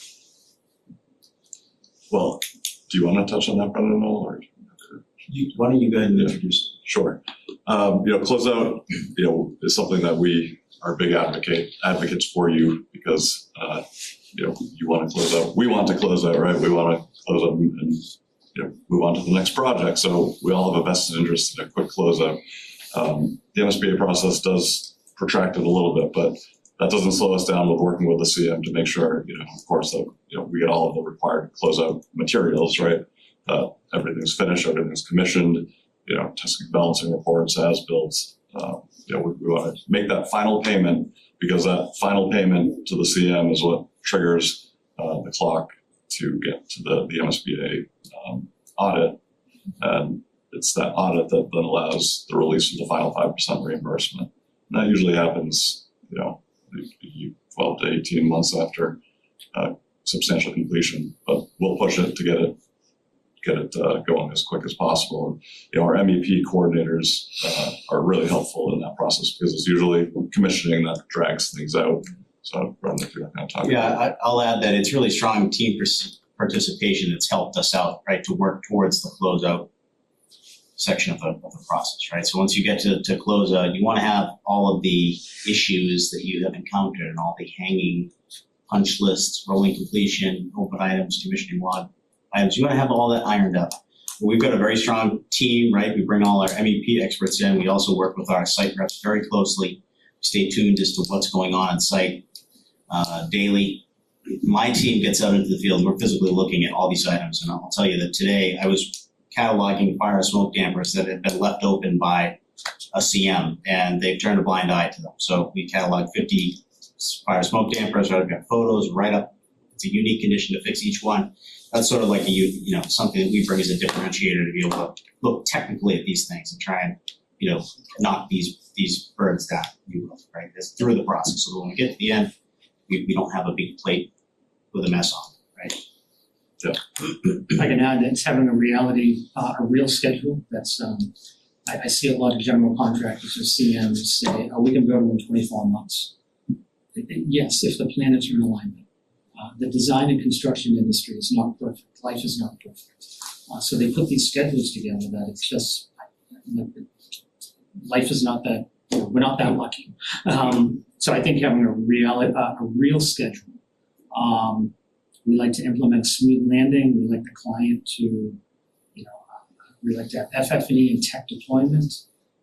It's not like a CM or a GC is going to turn over the building and say, okay, you have 2 days to deploy the equipment. We have a graphic that we do where we lay it out in like a couple months we have tech and FF&E deployment. The administration arrives, they live in the building for a week, they acclimate, the teachers arrive, they unpack. Along the journey, Josh is there explaining how the move is going to go. It's always explained as it's like moving into a new house and you're just bringing your personal belongings. The TV's all set up, the cable works, the phone, like everything works. You're just putting away your belongings. A big thing that we push for, as Brendan said, is we want the commissioning to be done before the client moves in. The punch list should be done before the client moves in. So when the client moves in, it's now you have a live load. And that's what you're fine tuning. Because you're never going to deliver a building and when you move in, everything's perfect. No matter how much design and planning and commissioning happens, there's always fine tuning. But you want to be fine tuning. You don't want to move in and we got to fix this, or this never got done, and that never got done. So that's my secret sauce. Yeah, we work very hard at that. Yeah. Any follow-ups? So could you just touch on the location expert, what exactly you do? I'm excited to hear about it. Yeah, sure. So about Module 7, or what we call the 7th inning, I'll typically come on board and start learning about what's being relocated, whether there's new furniture, whether we're reusing furniture. We'll do a complete comprehensive inventory. We are very green, so anything that leaves the old site, we typically like to try to find a home for, whether that's within town as far as anything usable, whether that's in town, in the school district, or even globally. You know, we work with a lot of charities to try to send items to third world countries and things like that. But we also, after the comprehensive inventory, will conduct workshops with all of the staff members, which clearly designates their responsibilities compared to the responsibilities of the mover, and just making sure that the anxiety that comes with relocating a school, it's kind of on me to try to take that anxiety level down as low as I can and make sure that we have an efficient relocation for all staff members. Thank you. And we know there's scenarios here where it could be a fairly complex move, right? You may have folks moving from a variety of different buildings. And Josh has certainly experienced those logistically challenging, multifaceted moves. One item that we do that helps the teachers and administration greatly is we do a white paper for the teachers, so they understand. It's almost like when you buy a new technology device, there's the manual and there's the quick start guide. We do a classroom quick start guide.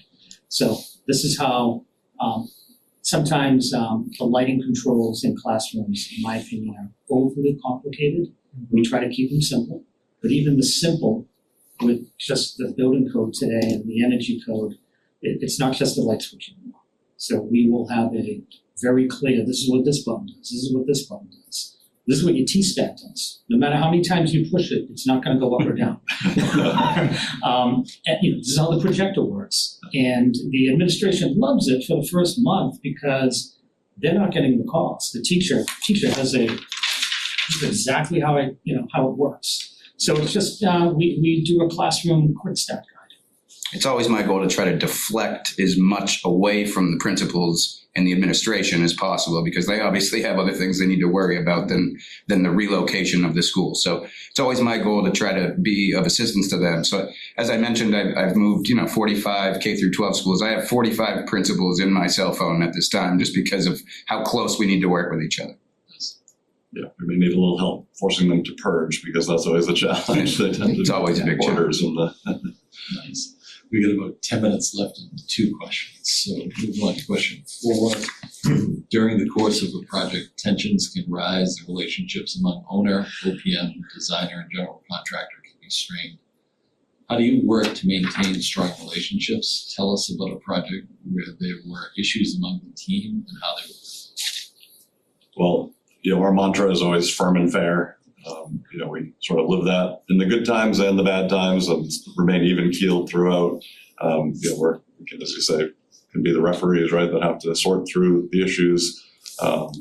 We're fact finders and help facilitate solutions. So by remaining calm, fair, and transparent, impartial, and transparent, I think that's how we get to the best solution, right? We don't build up a defensive reaction from the other parties. Everybody comes to the table constructively, working towards solutions.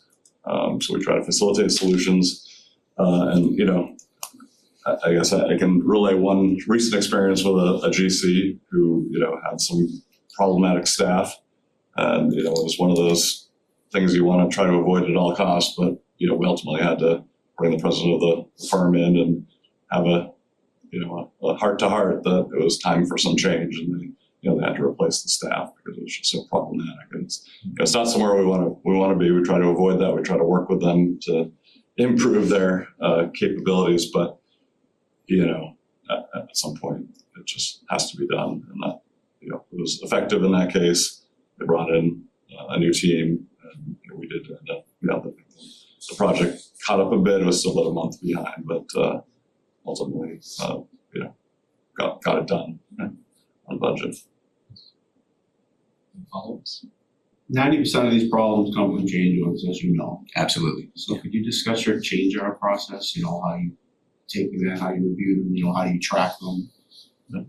Yeah, I'm happy to, unless you want. We'll review all of your change orders, right? So we're going to maintain our own risk log throughout the project. As issues come up that we foresee, we'll log it on the risk log. It may not be a real change yet, but we try to anticipate it ahead of time so that, you know, as things do come up that are inevitable, we can help you make informed decisions about what may be coming, right? So we're managing against the contingency. As changes do come in, you know, we review them thoroughly alongside the architect. And, you know, we confirm, is it a legitimate change? Do we own the scope? Do we not own the scope? What's causing it? Is it a request? Is it an unforeseen condition? Is it something the building inspector asks for? Engineer request, as we call it. And then we dissect the cost. We look at all the stuff that the design team actually may not look at, right? We make sure the labor rates are right. We make sure there's backup to support the material costs. We make sure the markups are consistent with the contract, terms and conditions. So we do that, you know, real detailed review and make sure everything's priced fairly. You know, we'll you know, again, keep you apprised of this on a regular basis. You know, we'll work with you to figure out the best way to communicate that, but it'll be something that will be sort of a rolling log that we'll discuss with you, review with you, and you'll always be aware of what the risk is when you're making decisions on changes, whether they're elective or not. Yeah, we as Tim indicated, firm and fair with change orders, and we also make sure that the general contractor with the CM are doing their job. That it's not just a pass through. If it happens to be a pass through, then we're obviously doing our job. I won't mention names. There are some subcontractors that they know the business well and they're creative, and you know, we have experience to know what to look for. You know, sometimes they may be. They will say, you know, we need a certain feed, and the only way to buy it is to buy a whole reel of it.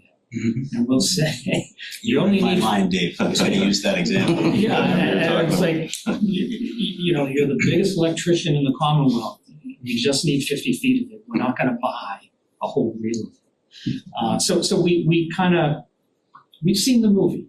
And again, we want to be firm and fair. We like to track the origin of change orders because, let me back up. We manage the budget in a manner where we look at where you are with risk and certain decision making, because sometimes clients will say, you know, we want to add this. And I'll say, well, we don't want to add it yet. Like, well, we can't, we have to control the budget. You know, I've had some clients say, we want to land on fumes. I don't like landing on fumes. There's nothing wrong with landing with half a tank and say, there you go, you don't have to borrow that money. You were appropriated to, you were approved to it was appropriated. Doesn't mean you have to spend it all. But we track the origin of change orders. Sometimes at the end of a project, someone will say, oh my God, we spent $1 million on change orders. And we look at the log and it's like, respectfully, you asked for half of it. And then the other half, you know, unforeseen conditions. It could be the local governing authority. Respectfully, sometimes, you know, this is minor, but the fire department comes in and says, we want a device here, we want a device there. I mean, it's minor, but you know, things happen. So your log will actually track original emissions and owner requests. Oh, yeah. Yeah, Yeah. it's right out, Yep. so you'll be able to get a snapshot of that. Exactly. The other thing we break down, which is important in terms of, you know, managing towards that expected town share, is we foresee, is this going to be MSBA reimbursable or not? So we can give you that snapshot of what are we projecting for the town share to be. I forgot about that. Yeah, that's something we have a lot of pride with how we manage our budget. We always say we manage two budgets. One is the total project budget, as if the MSBA doesn't exist, and the other one is what the district share is. Because the district share is based on, you know, the tax impact. You know, we use our crystal ball, and I think we're pretty good at, you know, what the MSBA is going to determine as eligible and non-eligible as part of their final audit. Because a lot of times towns, cities, they'll take out a ban, and then they're ready to do the final borrowing, and they're like, how much money do we really need to take? And we'll do that analysis for them. So they're not borrowing more than what they have to. In both your firm but fair mantra in terms of the change order review process and the last point you made before that about working with the selected GC to sort of replace or address issues with personnel to be highly collaborative. All of your examples that you list in here are all chapter 149A. Do you find that to be a more collaborative environment? I do, and I have to say probably the team is gonna say we do. Yeah. Yes, there's pros and cons. And we're happy to walk the committee if we have the opportunity to do that. There's pros and cons. But as far as to answer your question, is the CMR process more collaborative? It is. Yeah, That's been my experience. Yeah, I mean, as you know, the CM comes on during pre-construction, right? So they have somewhat of a stake in the game, right, in terms of constructability reviews, and so they take on a little bit of ownership there with the design.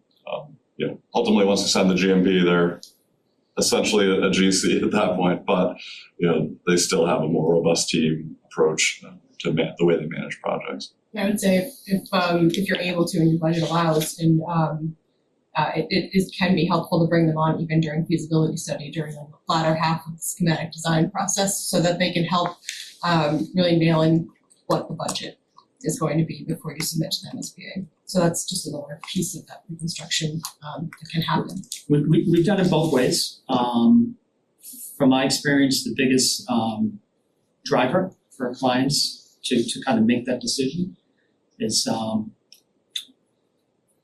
lot of times these school projects is the largest project the community's ever going to undertake.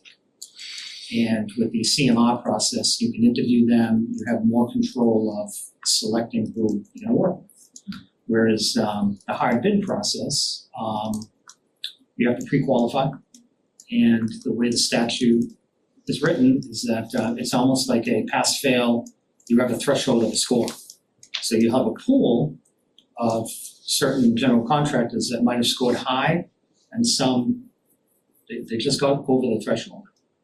And then it comes down to whoever's got the low bid. So sometimes, we tell the client, you're about to award the single biggest project the community is ever going to undertake to someone who got a C. But there is a cost premium to go CMR. So that's part of the pros and cons, we'd have to explain. So just keep the questions moving along, because we're at 30 minutes now. So I'm sorry. I'll stop talking. No. I just want to get through the last question. So question 5 is, we're going to just limit this one to like 3 minutes if that's cool. Yeah. Community outreach strategy. What expertise does your team have bringing information between design construction teams and the community as the project evolves? I can reread that. So. No worries. We've recently utilized a service of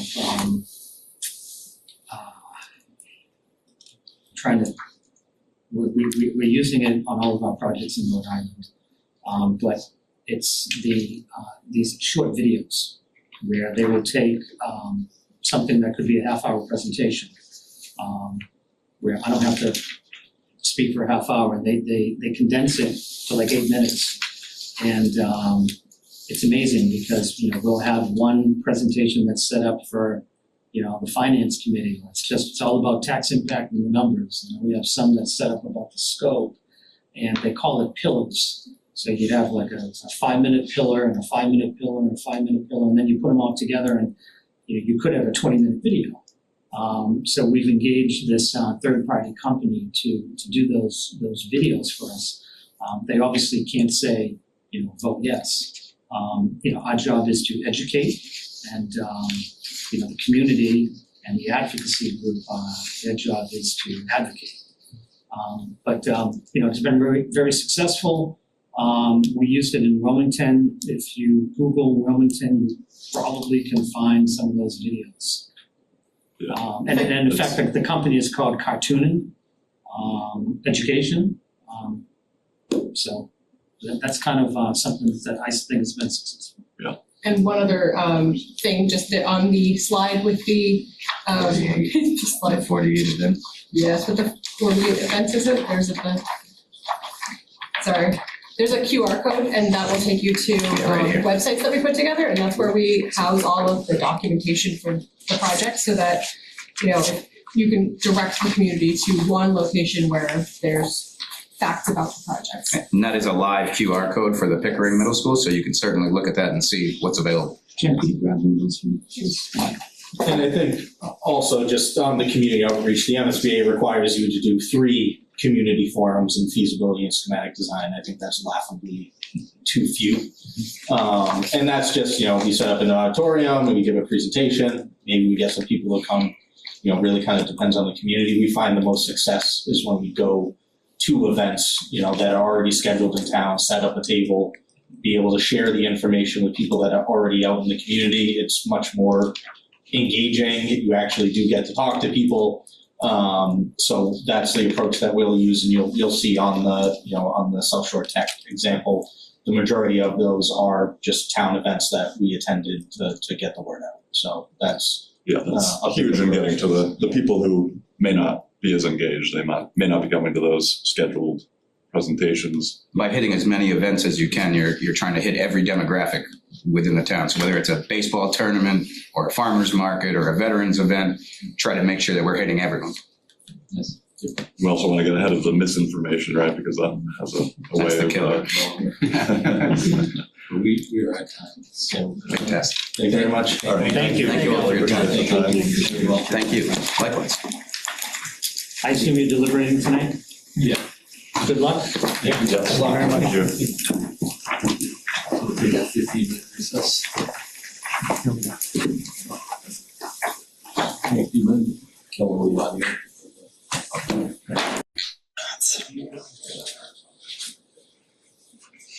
Pretty challenging moments.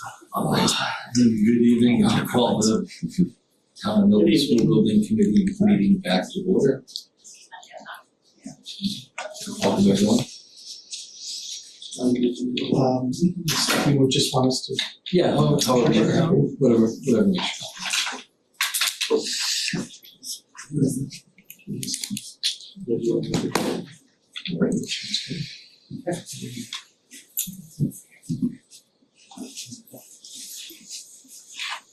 Thank you, appreciate I'm sure you're done 2 hours of these, you're the last thing you want to be doing. No, we Appreciate the time. No, we appreciate you. Just some context too, so. I'm just gonna hand these out real quick. Totally fine. So just for context, we don't think you guys need to.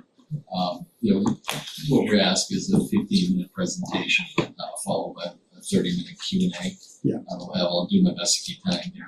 Heads up, for the presentation, we have about 5 minutes left, and then, most likely during the question, within 30 minutes, we get close. Just for introductories, we'll go around the room for the committees. Hi, I'm Nathan Hutto. I'm a member of the school committee and a member of the school building committee. Mark Loring, member of the school committee, member of the school building committee. Pete Obersheimer, member of the select board and also the school building committee. Carrie Hurley, I'm a member of the school building committee. Tim Lombard, school building committee. Sean Rock, chair of the school building committee. Tim Hoffman, school building committee. Scott Turshak, school building committee. Bob Nayu, consolidated facilities and street service committee. And there's one other member of the school building committee, Aqua Bob, who's not on this. Thank you. And we'll turn the floor over to you guys. Yeah, so do you want the Wi-Fi?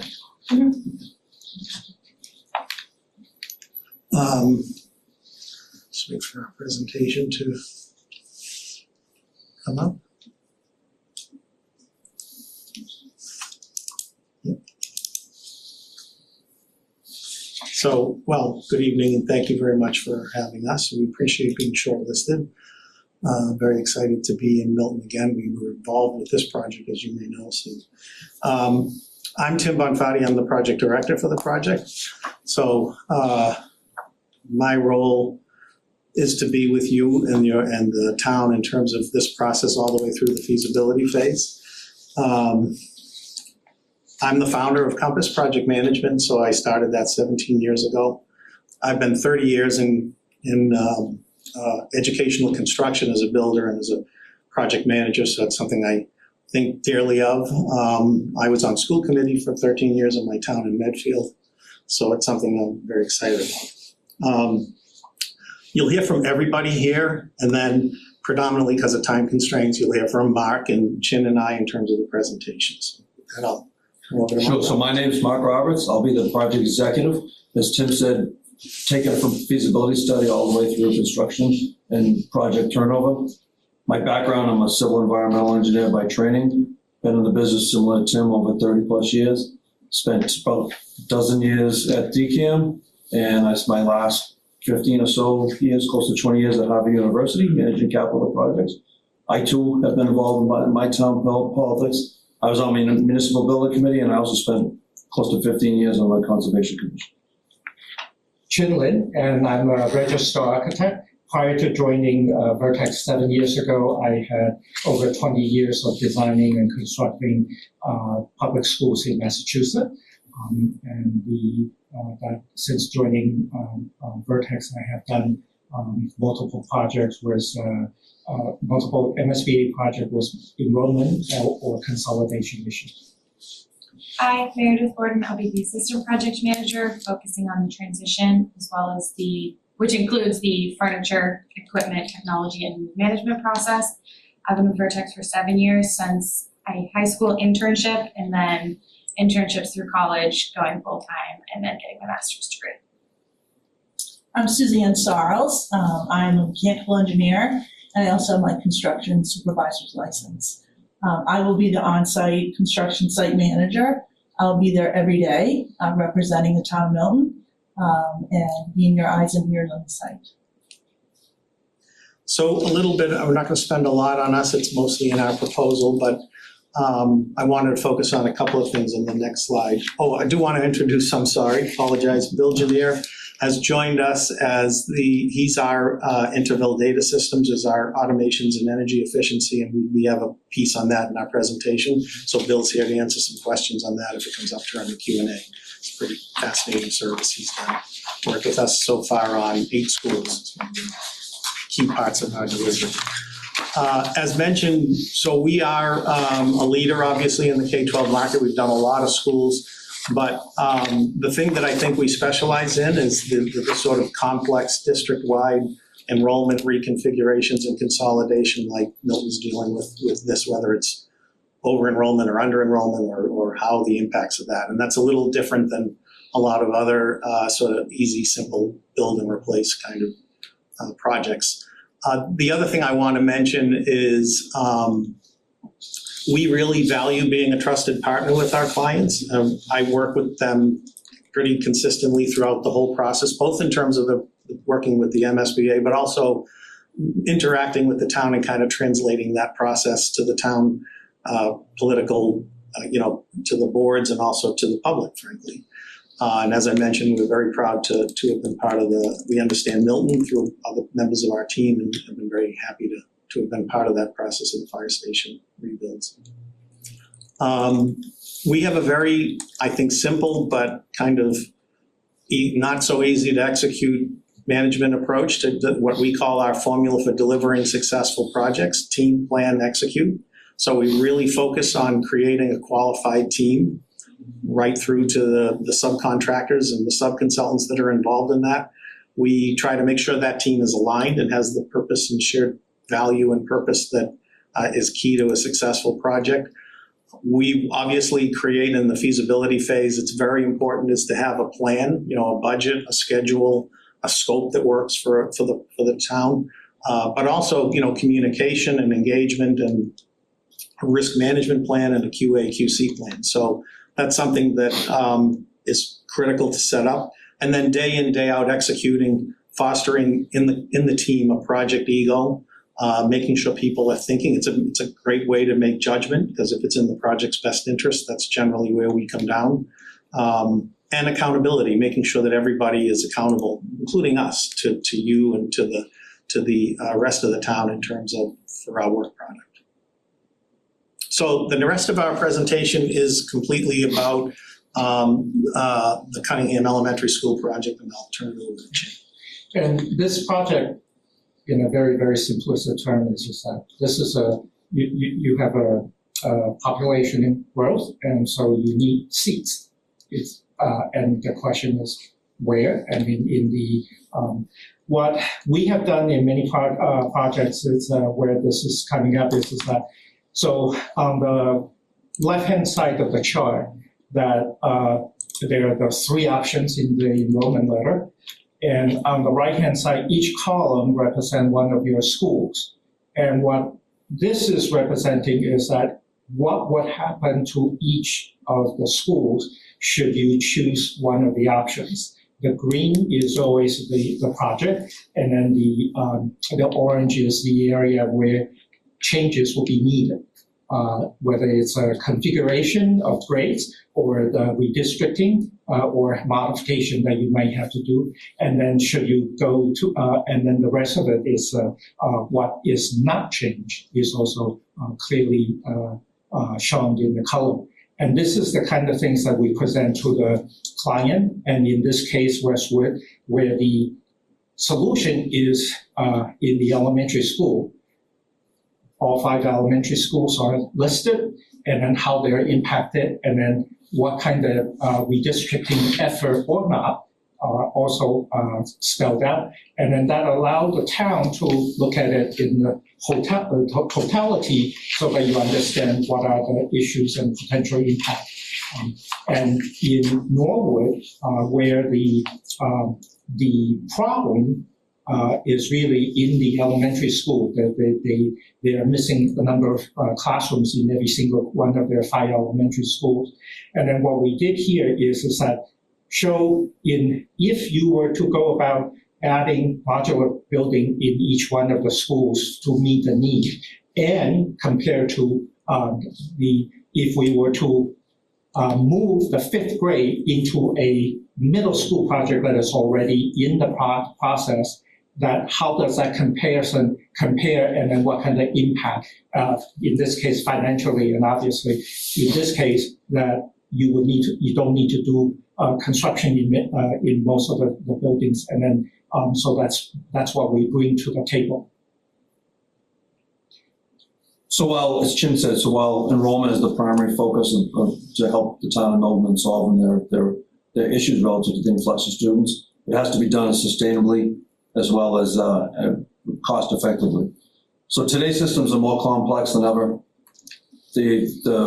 Between fire dampers and variable VRFs, et cetera, it's just very complicated systems. So the way that people manage those, I'm sure some people may know, is through a building management system, which are basic data points through each system, so they operate synergistically amongst themselves. And I think we've all seen this, especially on this side of the table, is that buildings have not, when they've been turned over, they don't normally operate what they're supposed to do. People are too cold when they need to be warm, too warm when they need to be cold.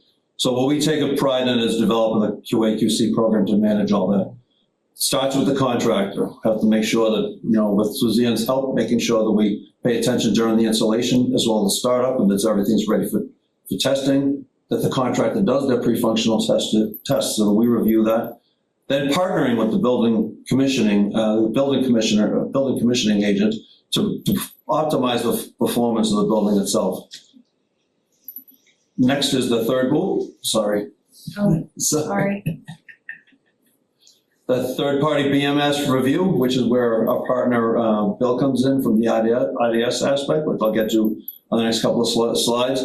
And lastly, as I said, the systems are so complex, more than they've ever been before. The key to this is making sure we provide the proper owner training through videos and multiple training sessions to make sure those that operate the building understand what they're getting into and know how to operate on a daily basis.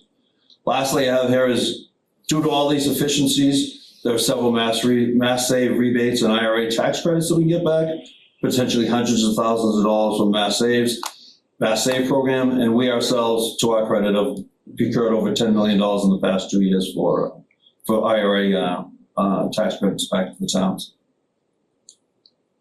So on this slide is one of the reasons we've been partnering with Bill. The line on the top is a building where we didn't get our IDS involved until after the building was already done. So as you can see, the EUI at the time was 45, with the goal being 25.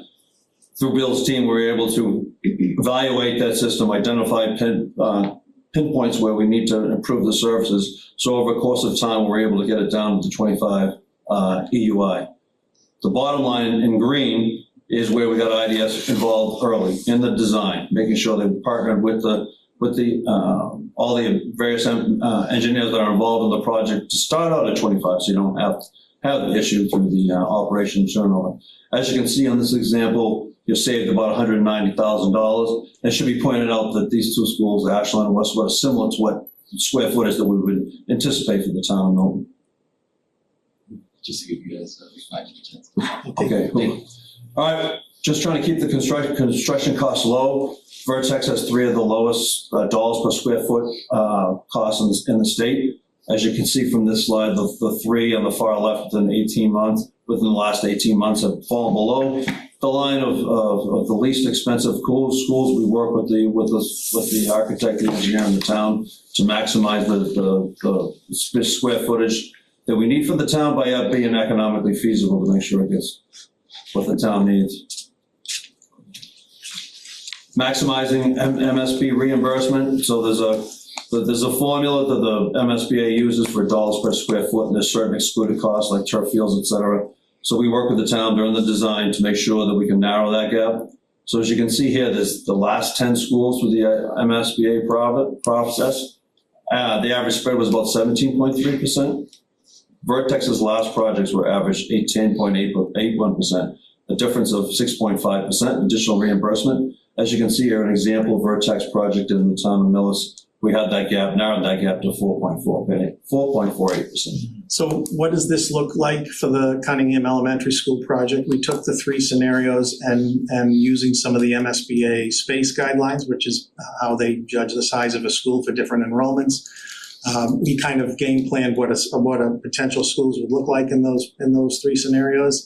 As you can see, I won't walk through all of it, but we tried to, looking at the costs that we've been seeing and what we think we can project, we came up with a total construction cost and a total project cost, assuming a 22% soft cost multiplier, that essentially, when you apply that 6.5% that we've been very focused on doing internally for towns, narrowing that gap, amounts to significant savings. And then time when you're going in front of the town for operational overrides and for other reasons, it's very important that we can have a good message around that savings. So that's an example of how that might work. This timeline is on one of the pages of the placemat. It's supported by the schedule that's behind it. I'm not going to walk through it. I just want to point out, because what we've done with this is sort of mapped out how we would envision the communications with the community. Obviously, there are a lot of in-person communication and forums, and believe it or not, we think that still is a very important and critical way to get the message out, to have people have the opportunity to come in and talk to you. But we also started doing, in the last few projects, we've worked with a videographer who puts together very informative video at each step of the way. So for those people that kind of enter the project late, like most people, and when they're asked to actually vote, they can go back and see pretty clearly in 3-minute videos the project at each stage and how you came up with the decisions you came up with. And we find that very important. Obviously, this is supported by, a social media campaign and other ways that Milton communicates as a community. But we have found that sort of integrated approach has been very successful for getting the message out. We have had, in our 17 years since Compass started, we have had one project, the town of Dedham, that didn't pass its override out of 22 projects. That's it. Thank you. I hope did I get it within 30 seconds?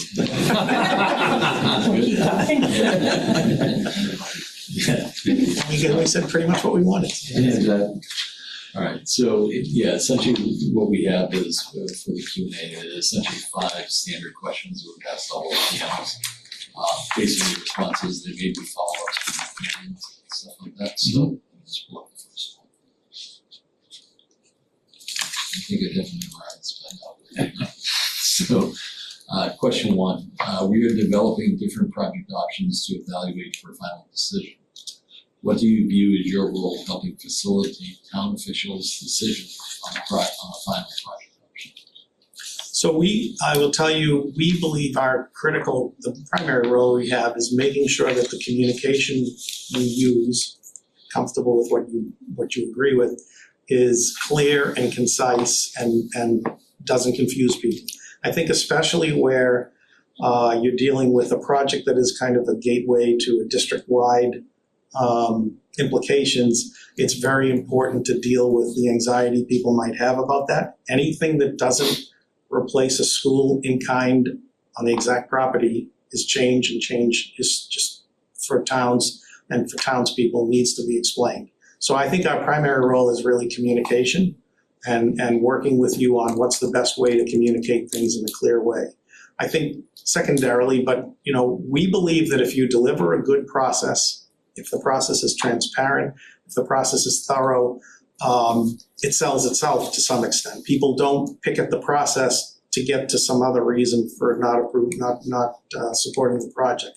So we would want to work with you to make sure that the process is as transparent as possible to people so they see that you're doing it the right way. And then we have a bunch of graphics which we can show you actually in our bullpen that sort of show how we get through that process. Yeah, if you look at this is an example. If you go back a little bit, we sort of use this funnel as kind of a graphic idea of bringing things down and narrowing them into final options that are preferred, and then coming up with the solution that is most fiscally responsible and educationally appropriate. And then we do use these kind of color-coded. We find that this one is fairly simplistic, but we've used them depending on, we create those in conjunction with your take on what is the most important aspects. But again, in some ways it gives an ability to say, we evaluated everything and this is why we picked this option. Just to add on to that, another part of it is understanding the governance and decision-making and making sure the right people are at the table to get everyone involved. So that we're all in this together as a team and just understand the approval process and how we can work together to achieve the goal. Just because I didn't see it much in your initial presentation, can you talk about like your just initial professional thoughts as to kind of our three different sites that, I think within the scope of the OPM proposal, we're kind of asking y'all to look at, and like what your just initial take or approach would be to evaluate? I think that obviously we're prejudging, but since you've asked the middle school has, to me, the clearest way of dealing with the broader issue around enrollment, and it does it in a way that doesn't create the change problem. It creates one change that I think is something to be considered of, but can be handled. But it doesn't create issues where people are not used to, say, a 1,400 person elementary school, which creates some aspects of concern. And it's kind of nifty. It's kind of, they're near the high school. It kind of works if that can work in a way that it's a natural graduation. The one thing that we found, because Norwood did essentially the same thing, although they did it in one middle school, is to make sure to manage that idea of, those kids that are now in essentially a junior high are getting themselves transitioned into high school. But you're not dealing with having to worry about the 5th and 6th graders being in with them. So that, I think, is a big help with that. I don't know what you do. On the Norwood process that we actually set up 4 meetings with the school committee and then address different topics. So the one is the where we are right now, and then and then educationally what that would be. That's working with the district superintendent and the principal of the school on how that change of adding the 5th grade would be, and then the third one was social emotional. How would that be dynamic and behavior change, and then the last one was as a spare to just simply to have a chance to really revisit everything. And in Norway, in that situation, there was a 5-person school committee, and when we got the job, there was only 2 yes vote. When they went to vote for the enrollment, it was a unanimous, and then they did not even have any doubt on that. So we were very successful to address the issue. And your elementary, the Cunningham site, that's probably going to be the most difficult construction-wise because of the fact that you already got a lot of kids there. It's a very tight site. Most likely it's going to be a phased construction that adds time and complexity and interruption to its students. And so that's the sort of initial feeling.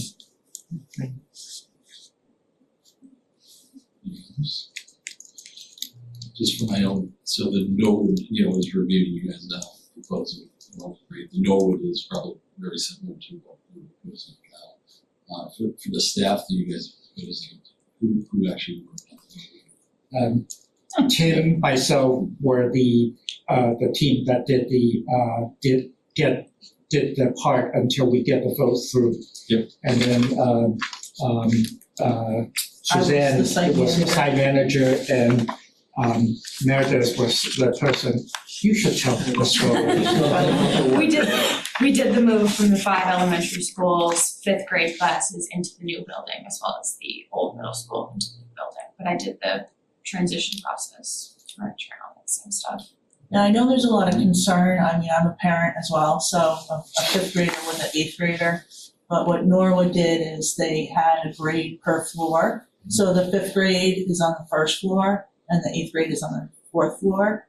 And so the 5th and 6th graders had their own cafeteria and that's where they ate. And the 7th and 8th graders had a different cafeteria up on the 3rd floor. So there wasn't a tremendous amount of overlay and mixing of the kids. There was some, because there was one gym, there was one auditorium, that kind of thing. But I think it, like Chin said, when it came to the vote, they all were in favor of it. And I think people's worries were, answered, and they had a lot of questions and things So like that. those details were in the very, very early stage that was already embedded in the presentation to the school committee, building up to the vote to make sure to basically say, if we go down this road, these are the precautions that we will take, and then these are we will make sure that we address them before they become a problem. So we do that, and we work with the committee. Obviously, each community have slightly different concerns.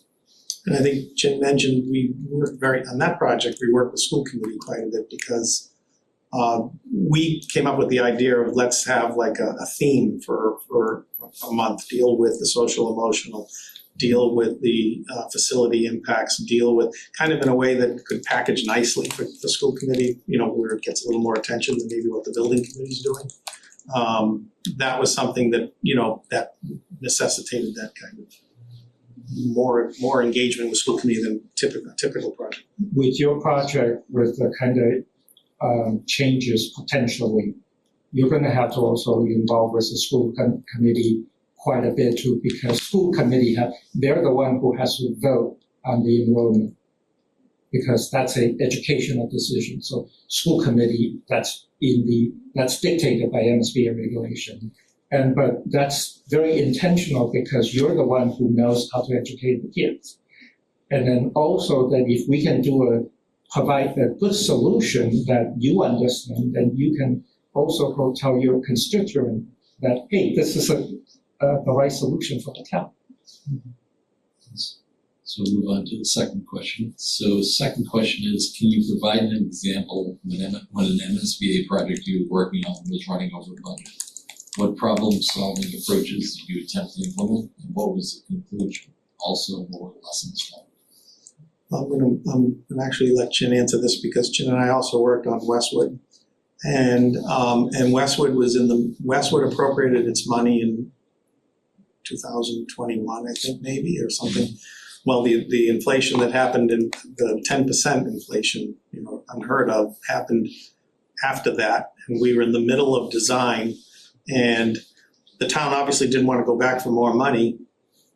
They did go back for a little bit more money, but we worked really, and that was a design bid build project. We didn't have a construction manager with us. So we worked, and Jim, maybe why don't you explain, because you did all the work. So what happened was that the construction budget came in and was $4 million over.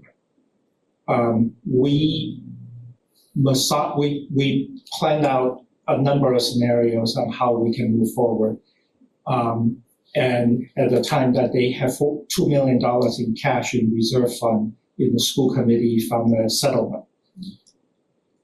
And that was immediately put in, and with that $2 million, that was enough money to get us, and then we moved money out of the contingency and so we reduced the contingency at that time.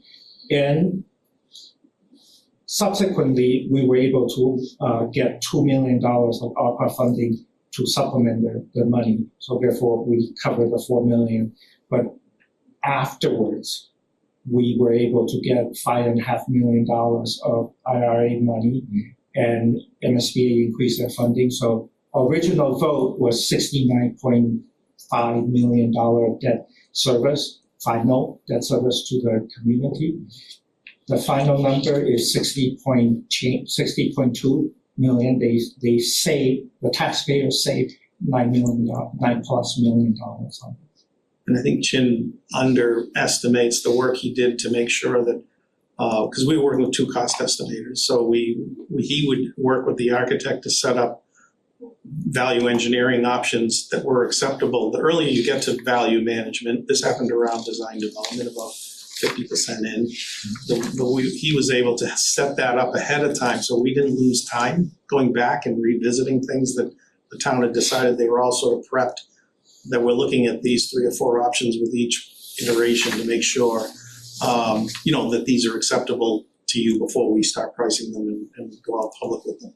So that was something that I think Jim did a really tremendous job working with just the architect and the two cost estimators to do that.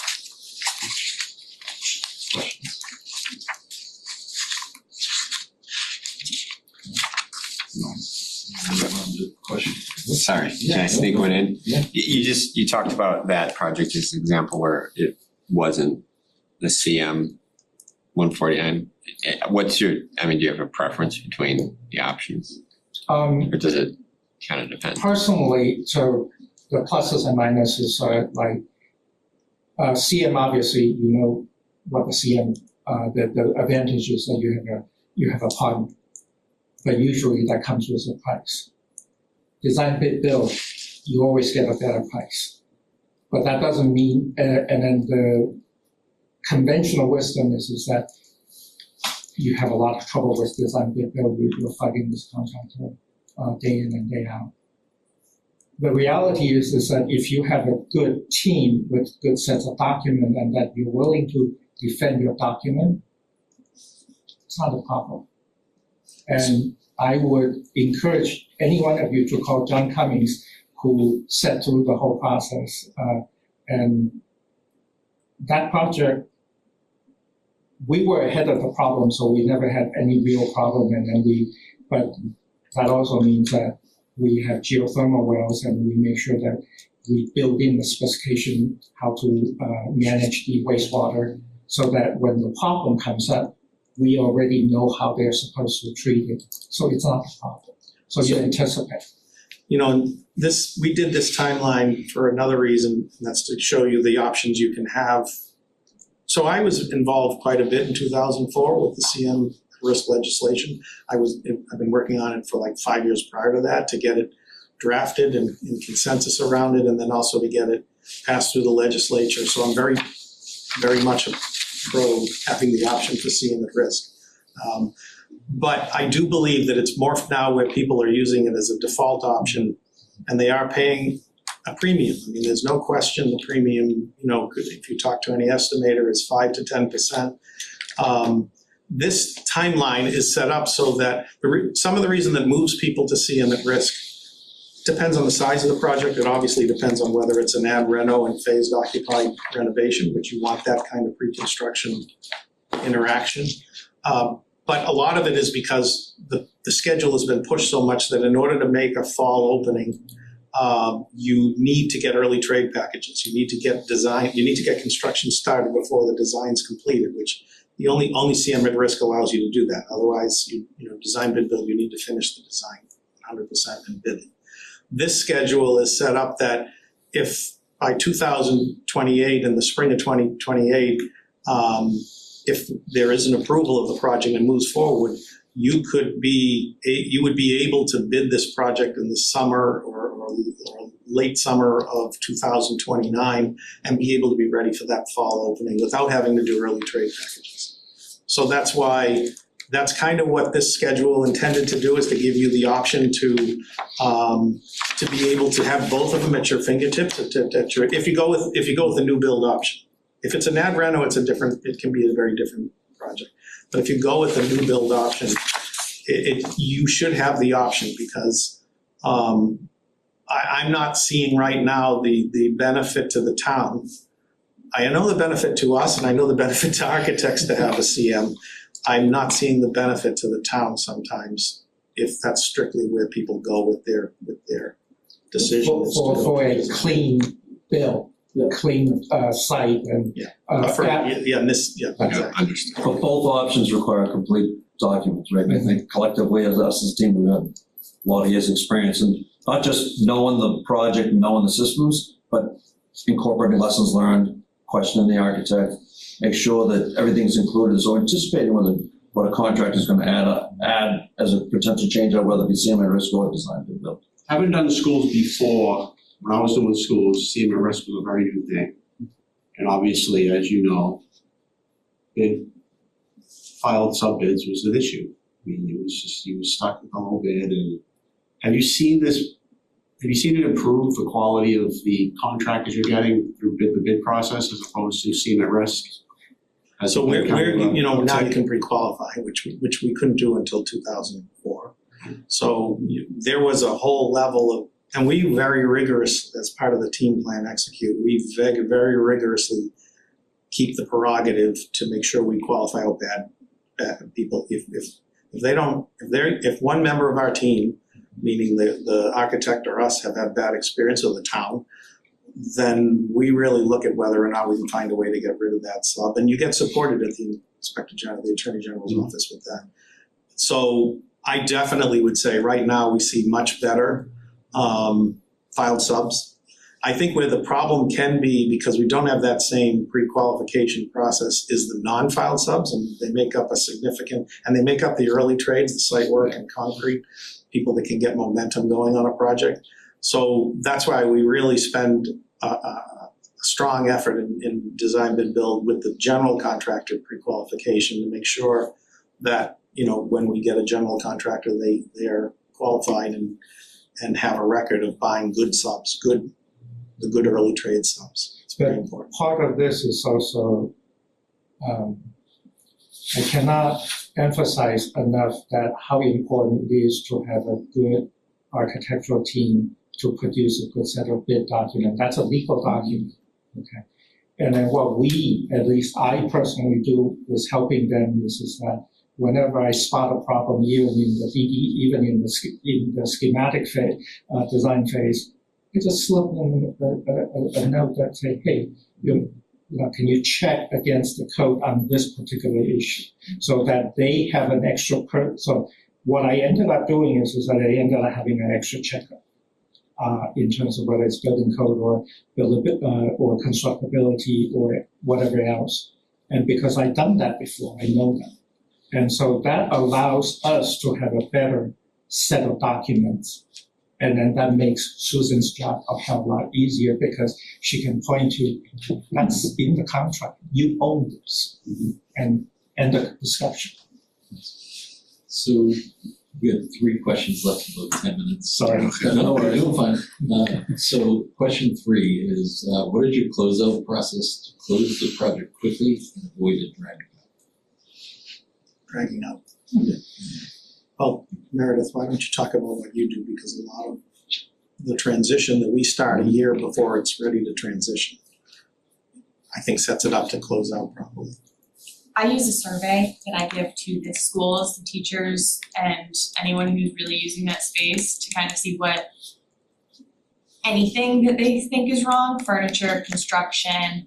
We start taking that information, putting it into what we use with IDS too. So we kind of get a big picture view of what is happening with the project at the end once the contractor is out, and then we start going into our full closeout based on that survey and the information that the school gave us, which somebody else can probably more close out. And then also that the other thing is that, and Susan doesn't say it, but I know that you guys do it, is that the rigorous process of QA/QC reduces that punch list. And that punch list, shorter punch list equal easier closeout at the end. And then having ideas on board, what that gives me is another, they will look into all the HVAC issues. And I can tell you that I don't get calls on HVAC issues on Westwood. In fact, people closeouts drag on because people are not happy. And I think what working with Bill's team has done is make people happy. They like being in the school, they're comfortable in the environment. And I think that helps let us move much more quickly through that process. Questions, follow-up? All right, question 4. During the course of a project, tensions can rise and relationships among owner, OPM, designer, and general contractor can be strained. How do you work to maintain strong working relationships? Tell us about a project that were issues among the team and how they were resolved. Well, I'll give you an example. This was 10, 12 years ago. We did the Norfolk County Agricultural High School, which was 25 million. It wasn't a huge project, but it was complex. It had a lot of moving pieces and renovations, and that contractor was a bad contractor. That was one that's one that's no longer in business. And we actually did not want to pre-qualify them, but the county did for another reasons, and so then he ended up on the bid list. He got the job. That was a very difficult project. They went out of business in the middle of it. We had to work with the surety to get the surety to finish it. We started that process very early on because I spent the early part of my career working as a surety attorney for the Hanover Insurance Company, so I know how you need to engage surety quickly. And we were able to work through and get a replacement contractor and finish the job. I think it was about 6 months beyond its original 30-month deadline, but considering where it was heading, that was pretty good.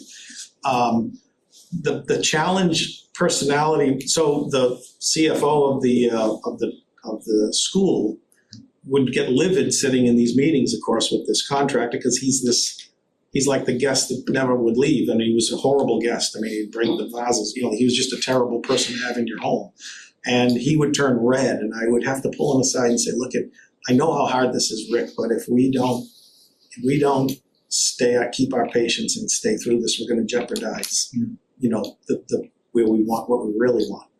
And I think the key to working, and even on projects that aren't that bad, there's always going to be moments where we have issues. And we have a very, very strong relationship with all our colleagues. We treat them all very well in terms of fairness, and they know where we're coming from. We don't put them and scapegoat them. We're in this together. We frankly know that if you're not happy with the project, you're not going to be looking and saying, well, it was the contractor or the architect. You're going to say everybody was bad. So our goal is to make sure that everybody is succeeding. So I have pretty strong principal relationships with most of these firms. So I'll speak with them and basically walk through where the problem is. And there have been some where we've had to replace people that have just clashed on the project because they're oil and water. But I think mostly our goal is to not have that turn into something bigger. One of the little sayings we have, a lot of them, sometimes it's the reaction, not the action, that's caused the problem. And so kind of stepping back and not letting that happen is important. And I think, I'll just speak for a minute. Sure. Being on the site on a daily basis, right? I get to know everybody that's there. I'm very apparent. Everybody knows who I am. And I look at it, I think construction has evolved over the 40 years that I've been around. And now people tend to talk with each other, communicate, and really try to work things out. Much more than they used to throw the vases and things like that back when I started, right? But I always tell the guys on the site when I go on to a new site, tell the GC often, I said, listen, we're all swimming down the river together, and I'm just gonna help you swim down the river a little faster. I'm not here to like ruin their life, and they're not gonna ruin my life either. We all want the project to be done on time, on budget, and we want it to be done well. So that's what we all want. So let's work together to make it happen. Exactly, making sure everyone's at the table, because it's so easy if it's just the owner and the architect that's saying, well, it's the contractor, and then you have the contractor that they're blaming the architect. I always make sure everyone, all the decision makers are in the room. Right. But like Tim said, you gotta make sure everyone has the personality to wanna work together and get the things done, because negative attitudes don't fly. There's no such thing as, everyone wants to hear good news, no one wants to hear bad news, but you wanna be able to proactively deal with any of the bad. That's right.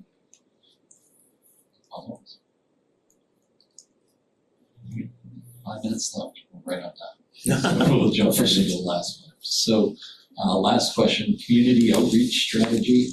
What expertise did your team have in bridging information between design and construction teams and also the community as the project evolves? Well, I sort of started some of that. I think that, and I will say every community is different. Some communities don't have strong or even any local media. Some communities have local media that still is pretty robust and people respect. So some communities are very big on Facebook sort of chat, groups and things like that. One thing I think in terms of the biggest thing that I think every community is that the townspeople, don't pay attention until it's getting close to make the decision.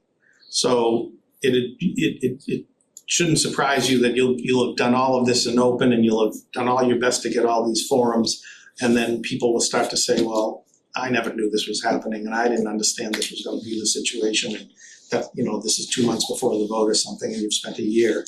The biggest decision and the biggest outreach part of that process is the blue line where the preferred schematic report is issued, because that's when you actually decide on the project you're going to go to the public with.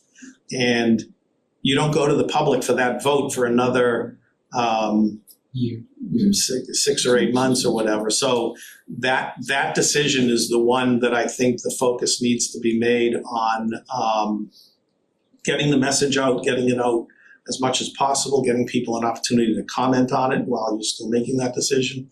And we actually now have been using, I know it's old fashioned, I probably shouldn't say this at my age, but we use banners around town to tell people about an upcoming community forum, because people are not reading the superintendent's message that goes out and tells them that there's a community forum. They're not reading wherever they're getting their news from. So we've gone to really just sort of putting up banners at various points in town that tell people there's a community forum and we want you to come and listen and ask us questions. I think it's just important to get that message out at that particular time. We also establish, currently I'm working on a project where also they have multiple enrollment options. But very early on, we established how many public meetings that we have to get to the PSR. We set the date, and then we actually send a mailer out to everybody in town. So what that does is that nobody can say to you that you never told me.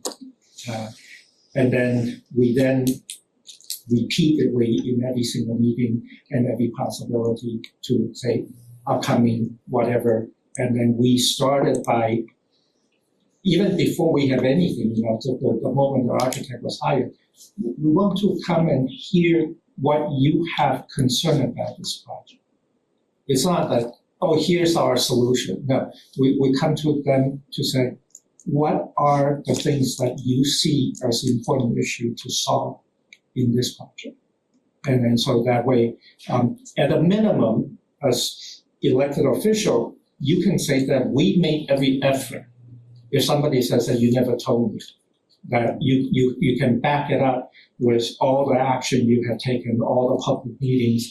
Right now we have a list of about 50 public meetings that will be part of the process. And that's up there on the website. In every presentation we repeat it again.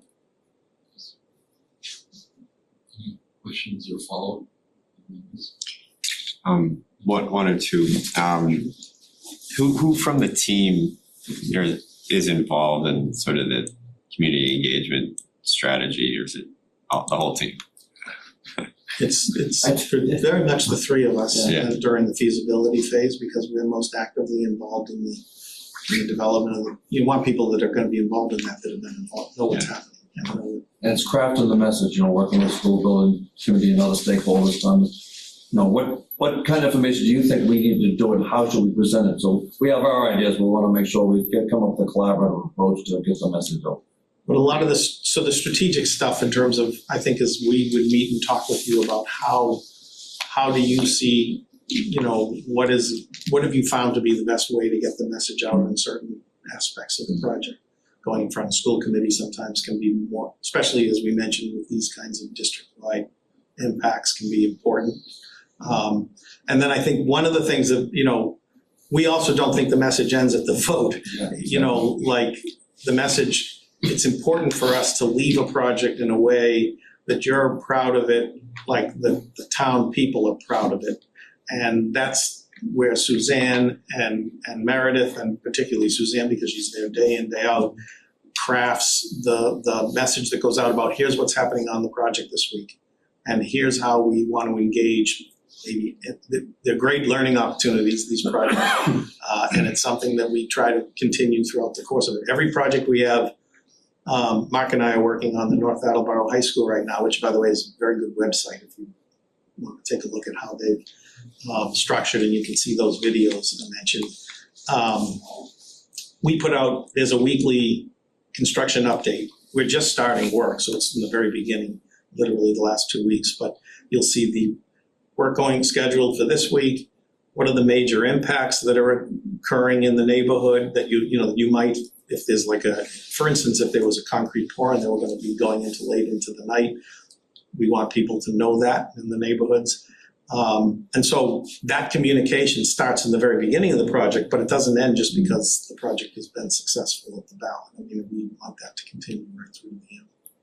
Yeah, I'm on a Situate elementary school right now, and it's in a neighborhood. Like literally half the kids walk to school, like the parents walk. It's very adorable. But anyway, so we had a neighborhood tour when we first started the foundations and whatnot, and invited people to come, 4 or 5 o'clock, and just sort of got to see the footprint of the new school, and got to meet me and get to see, and just we answered a lot of their questions, like, are we taking trees down? Are we going to replant things? Or, you're going to be working on weekends, what the noise is, and, all those kind of questions. So we try to have community involvement as far as, I always feel like if people know what's going on, then they're don't get as mad or as, whatever. They're like, oh yeah, they said they were going to do this concrete pour today,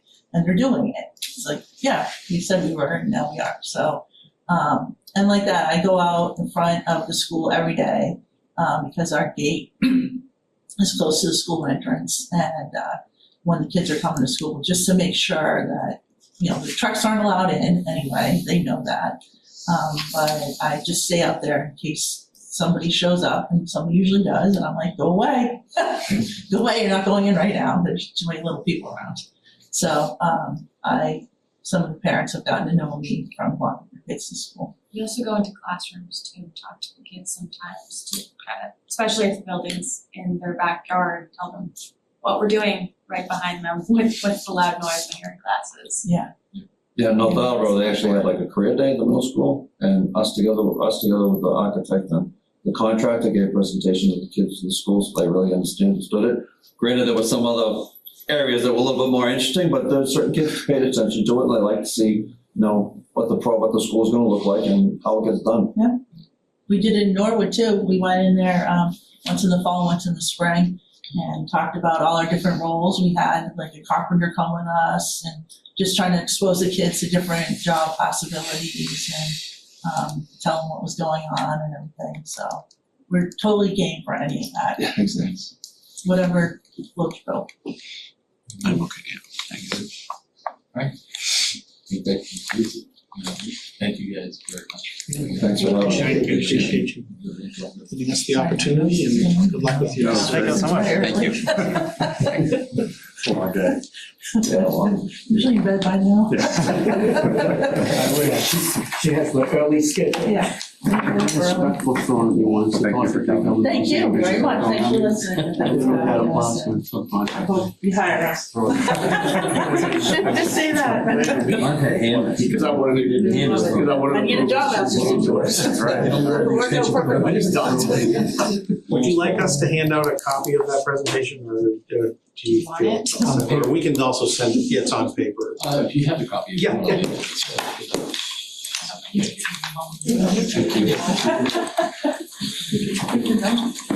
guys want to- So, something like that first one. Sure. Call recess?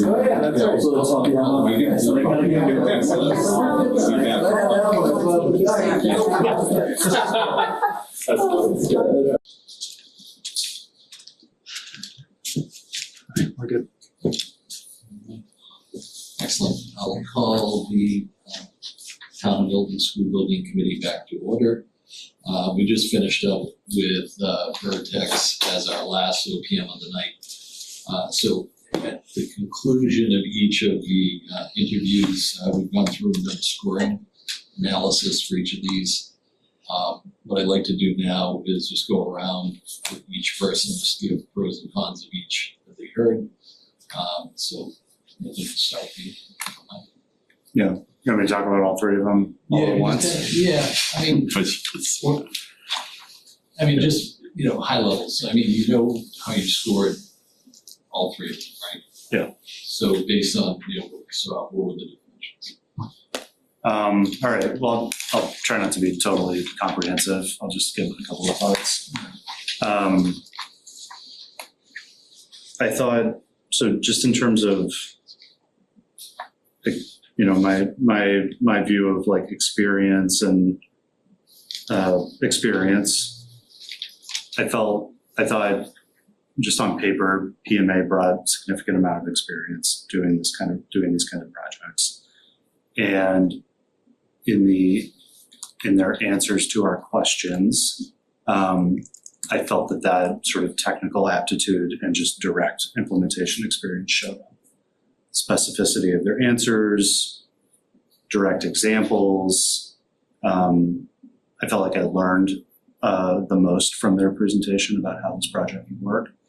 I thought that kind of tapered off over the presentations. I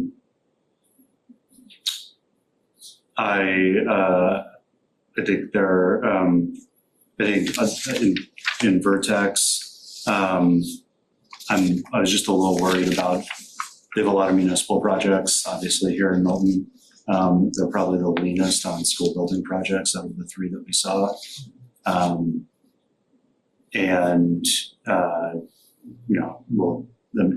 makes me a little nervous. I'll stop there, just give space for other folks to talk. Sure. Go to this side. Well, I agree. I think PMA answered a lot of the questions. They seem real confident. Sean Burke, the guy in charge, was well answered, confident. I liked all their responses. I thought left field was great with the community and how they get the message out. But and they did seem really, really school oriented, all about the schools. Vertex, I liked them too, but I agree. They have a lot of projects going. So I would have leaned towards PM.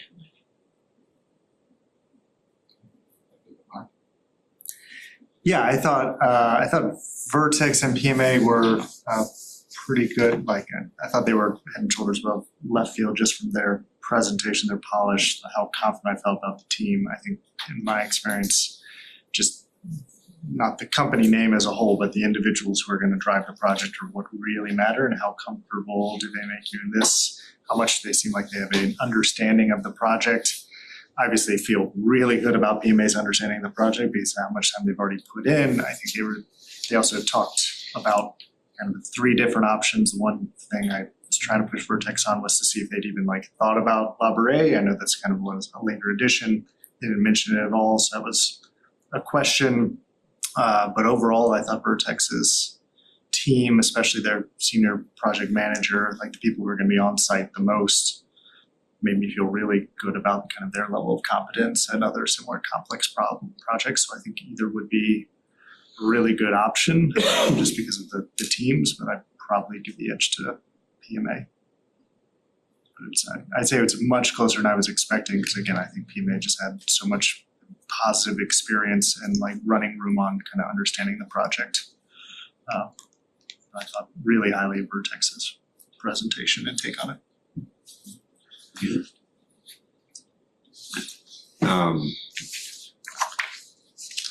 Very similar.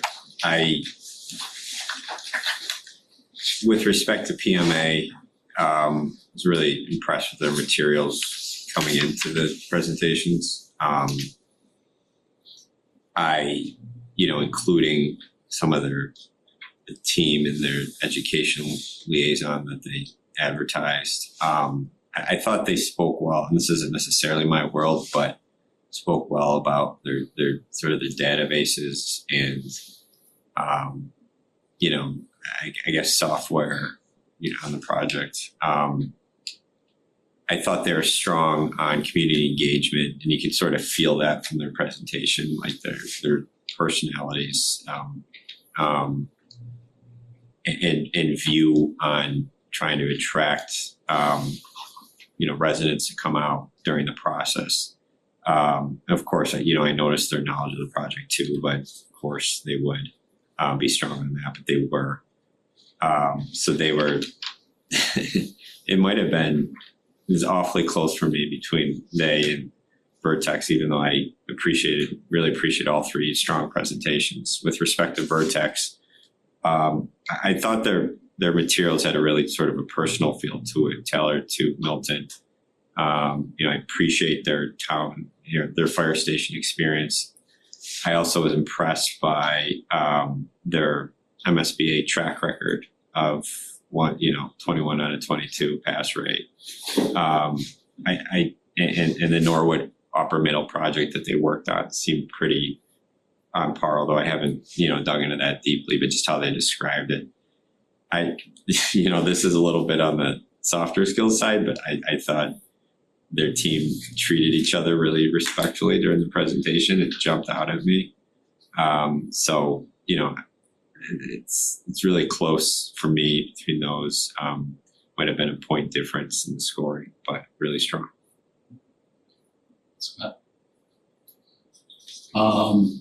Let's see. So I tried to look at, I kind of broke it down to individual work streams. So, how good are they at getting the voice out to the public? How good are they at managing the design? How good are they at managing the construction? Kind of looked at the individuals for that and how good they might be in those work streams. And then I kind of looked at the team overall, how they would work together. And then I just kind of looked at their overall experience and tried to pull that out of the interviews. I gave PMA the highest score. I had them ranked the highest from the pre-qual coming in. And they pretty much maintained that level. There's a high level of comfortability with them based on our previous experience with them. We know exactly what we're getting and what to expect. And our experiences up to now have been really good. So I ranked them the highest for those reasons. I had the other two coming into tonight basically dead even with each other. But based on the interviews, I felt much better with Vertex. I think a lot of people have expressed reasons why, just the way the team interacted with each other, their experiences, they just gave a good feeling that they would be good to work with. I definitely came away with Vertex as the leader, which I didn't expect to be the case. I thought that Chinlin was fantastic. He knocked my socks off. He knows his stuff. He knows every single position. He could probably do every single job. And I just think that that's really important. And I also agree with you, the way that they treated each other was something that I guess that's the soft stuff that I wanted to see. So I got my wish. PMA, we know what we're getting. They're terrific. They always do a great presentation. They obviously have a vested interest in Milton being, having two people from Milton. So that's also a nice thing to have. And I did like Left Field as well. I think they have a good approach for community. So thank you to the team that brought us these three candidates. They're really hard to pick from, but if you were to put me on the hot seat, I would say Vertex is my number one by far. All right, I'm gonna touch on all three a little bit. It's funny, I actually agree with Carrie. I really like Chin Lee, but the whole time he was talking, I was thinking, I want him for my architect. No, yeah, I really mean that. I think he presented very well as an architect, but that's not what we're hiring for. We're hiring to be an OPM, which is a very different role. But they're all three were very close. The scoring was all very close. I also came out with PMA on top, but I'll stop the other two first. Like I said, Vertex I think presented well too. They know their stuff. They obviously have a good reputation in town. I do worry about the number of municipal projects that they're doing in town. There can be conflicts there, which does worry me a little bit. I also like their answer on question number 2.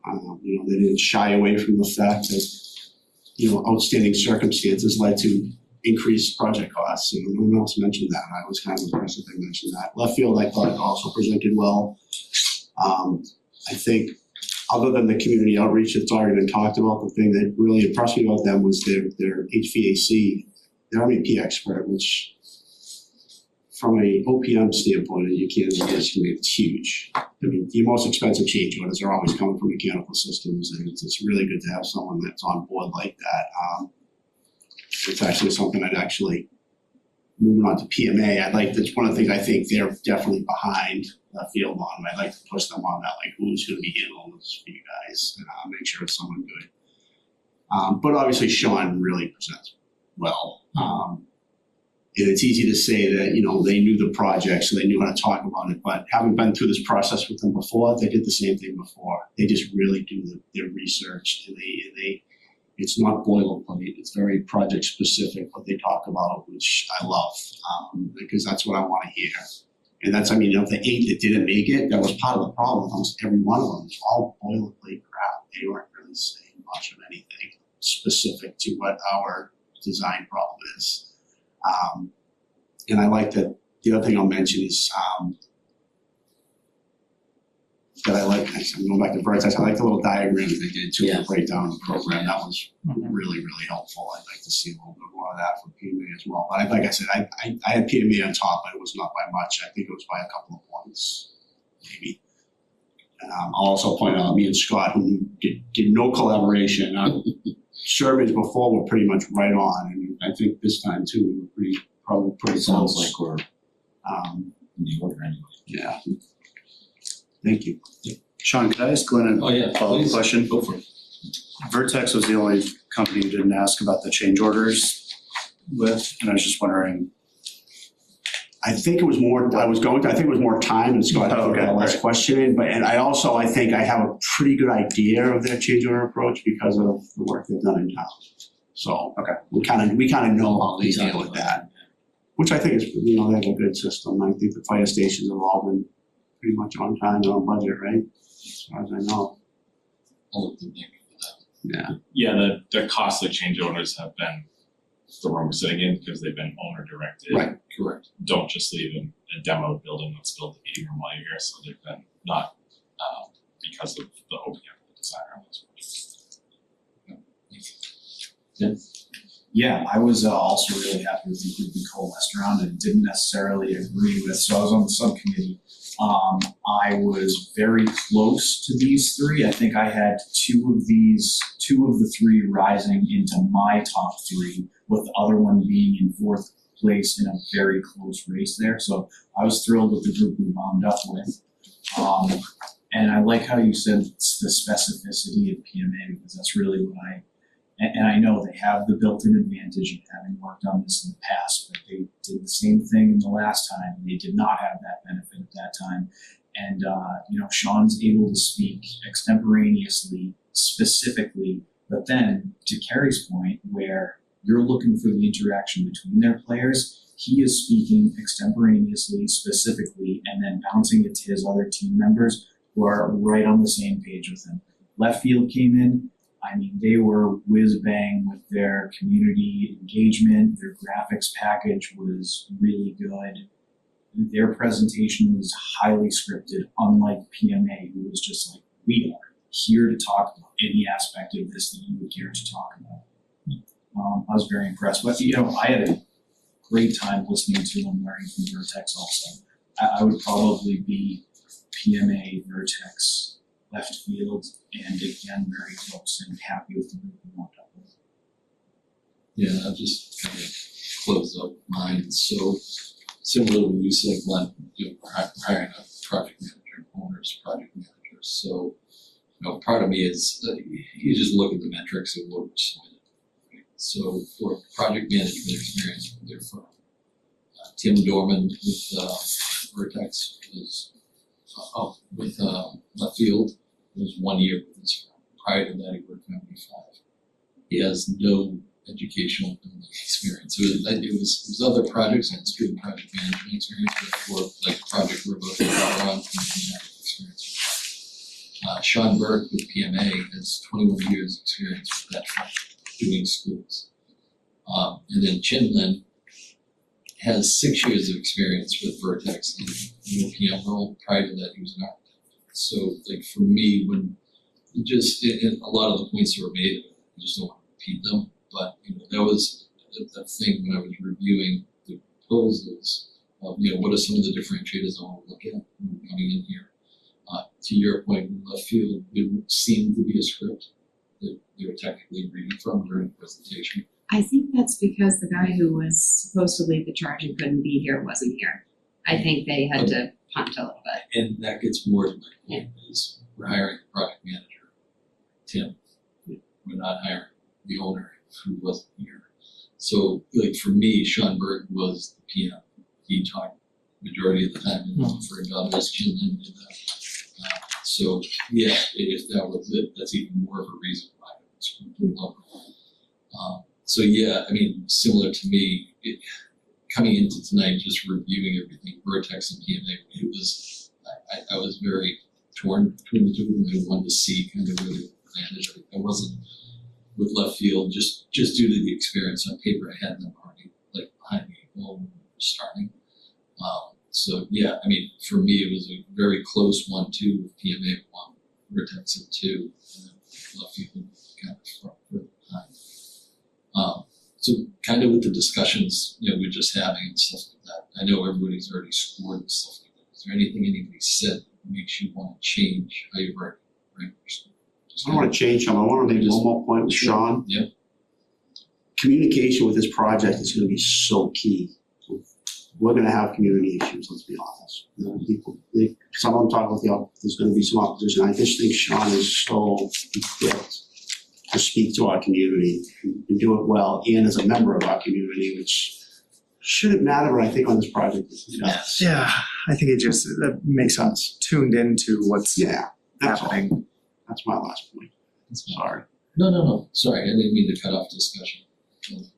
To that means I'll just go around for scoring that was done. You feel you need to change your score? No. Mark? Nope. Peter? No. Carrie? No. Glenn? Good. Scott? Good. Bobby? Score, sorry. You get to sit through all this. Sorry about that. No, but I just want to echo kudos to whoever whittled them down to these three contenders. Yeah, this was difficult. It's really good. Yeah. We did that. We had 11 submittals, so the amount of information everyone was presented with tonight, these three guys kind of dove through it over the past couple of weeks, rolled it down. And the referrals that Cody had sent out beforehand were great. Yeah. Thank you. All right, so there's a drum roll. No, it ties out with the conversation. I'll just note that Carrie, Pete, and Mark had Vertex and PMA tied on your scores. But the rest of the committee members had PMA first, and overall the cumulative scores of everybody has it at the PMA. 94, Vertex at 90, 89.6, and Leftfield at in third at 87. So it tracked with the conversation that was close, and that they were by far time, if not exceeded by several groups. So PMA, according to the cumulative scores. And then essentially the process for this, we submitted to MSBA in front of their board approval for Yes, we should vote, and then we would get a fee proposal from PMA and need that to be approved next. Because we're aiming for July. Please forget the date. It's July, yes, I forget the specific date. We need to submit the package by June 17th. So to the MSBA. we need a vote? Yeah, that's right. So we need a formal vote to recommend PMA. To rank them in that order, PMA, Vertex, Leftfield, and to authorize fee negotiations. I'll make that motion. Second. Any discussion? Hearing none, we're all in person, so we can just say aye. We don't have to do a roll call vote. So all those in favor? Aye. All those opposed? Hearing none. Perfect. So that wraps up agenda item number 5. Agenda item number 6 is future meeting dates, just the discussions. So I haven't really, for next steps, Nick, do we need to have another meeting before the July date? I guess it would just be Shanali, that'd be the only other parallel path. Yeah, so one of the other things is some of you may be aware of the school committee last week. Yep. Sorry, it's hard. Yeah, no, it's fine. School committee last week had a discussion to talk about Labouré and recommended to go with a preschool kindergarten option for there. So there is essentially the contract that we voted on at our last meeting to have Shanali from DLR Architecture Group perform kind of a schematic design of feasibility for what that will look like there. We have that. At our next meeting, we will have to vote separately for the cost estimate. Structural engineering is part of that too. So we will probably have to have another meeting sometime this month just to kind of execute that. So for folks knowing that Mondays are a typical meeting time, and are there any Mondays this month or the next couple of weeks that are not here? I'm traveling on June 29th. Me too.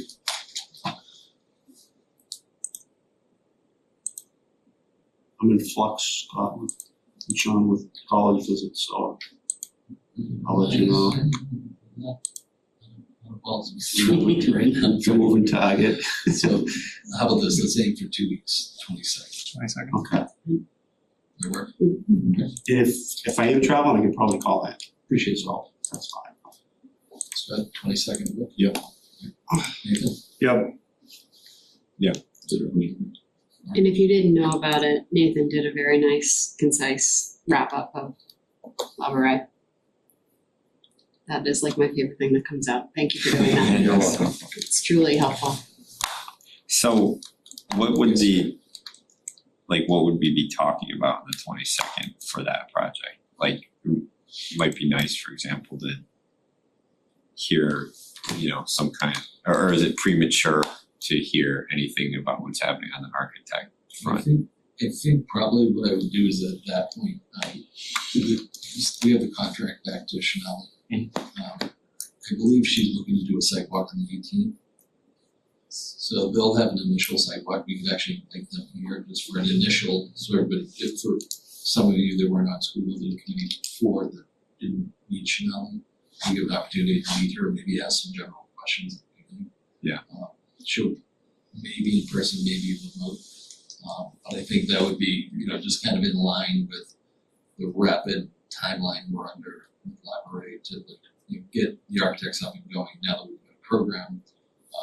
Have them check in with us to see if there's anything they need from us to move forward or anything like that. I think would be helpful. That's better put than what I was thinking. But yeah, it's such a short timeline, and the more opportunity, everyone's just kind of checking on each other a little bit, just to kind of make sure everyone's thinking about it right, you know, in terms of what everyone's doing. So it'd be great just to hear that from that team. That'd be great.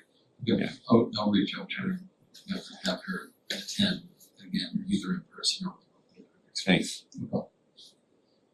Any other agenda items that you think we want to discuss inside?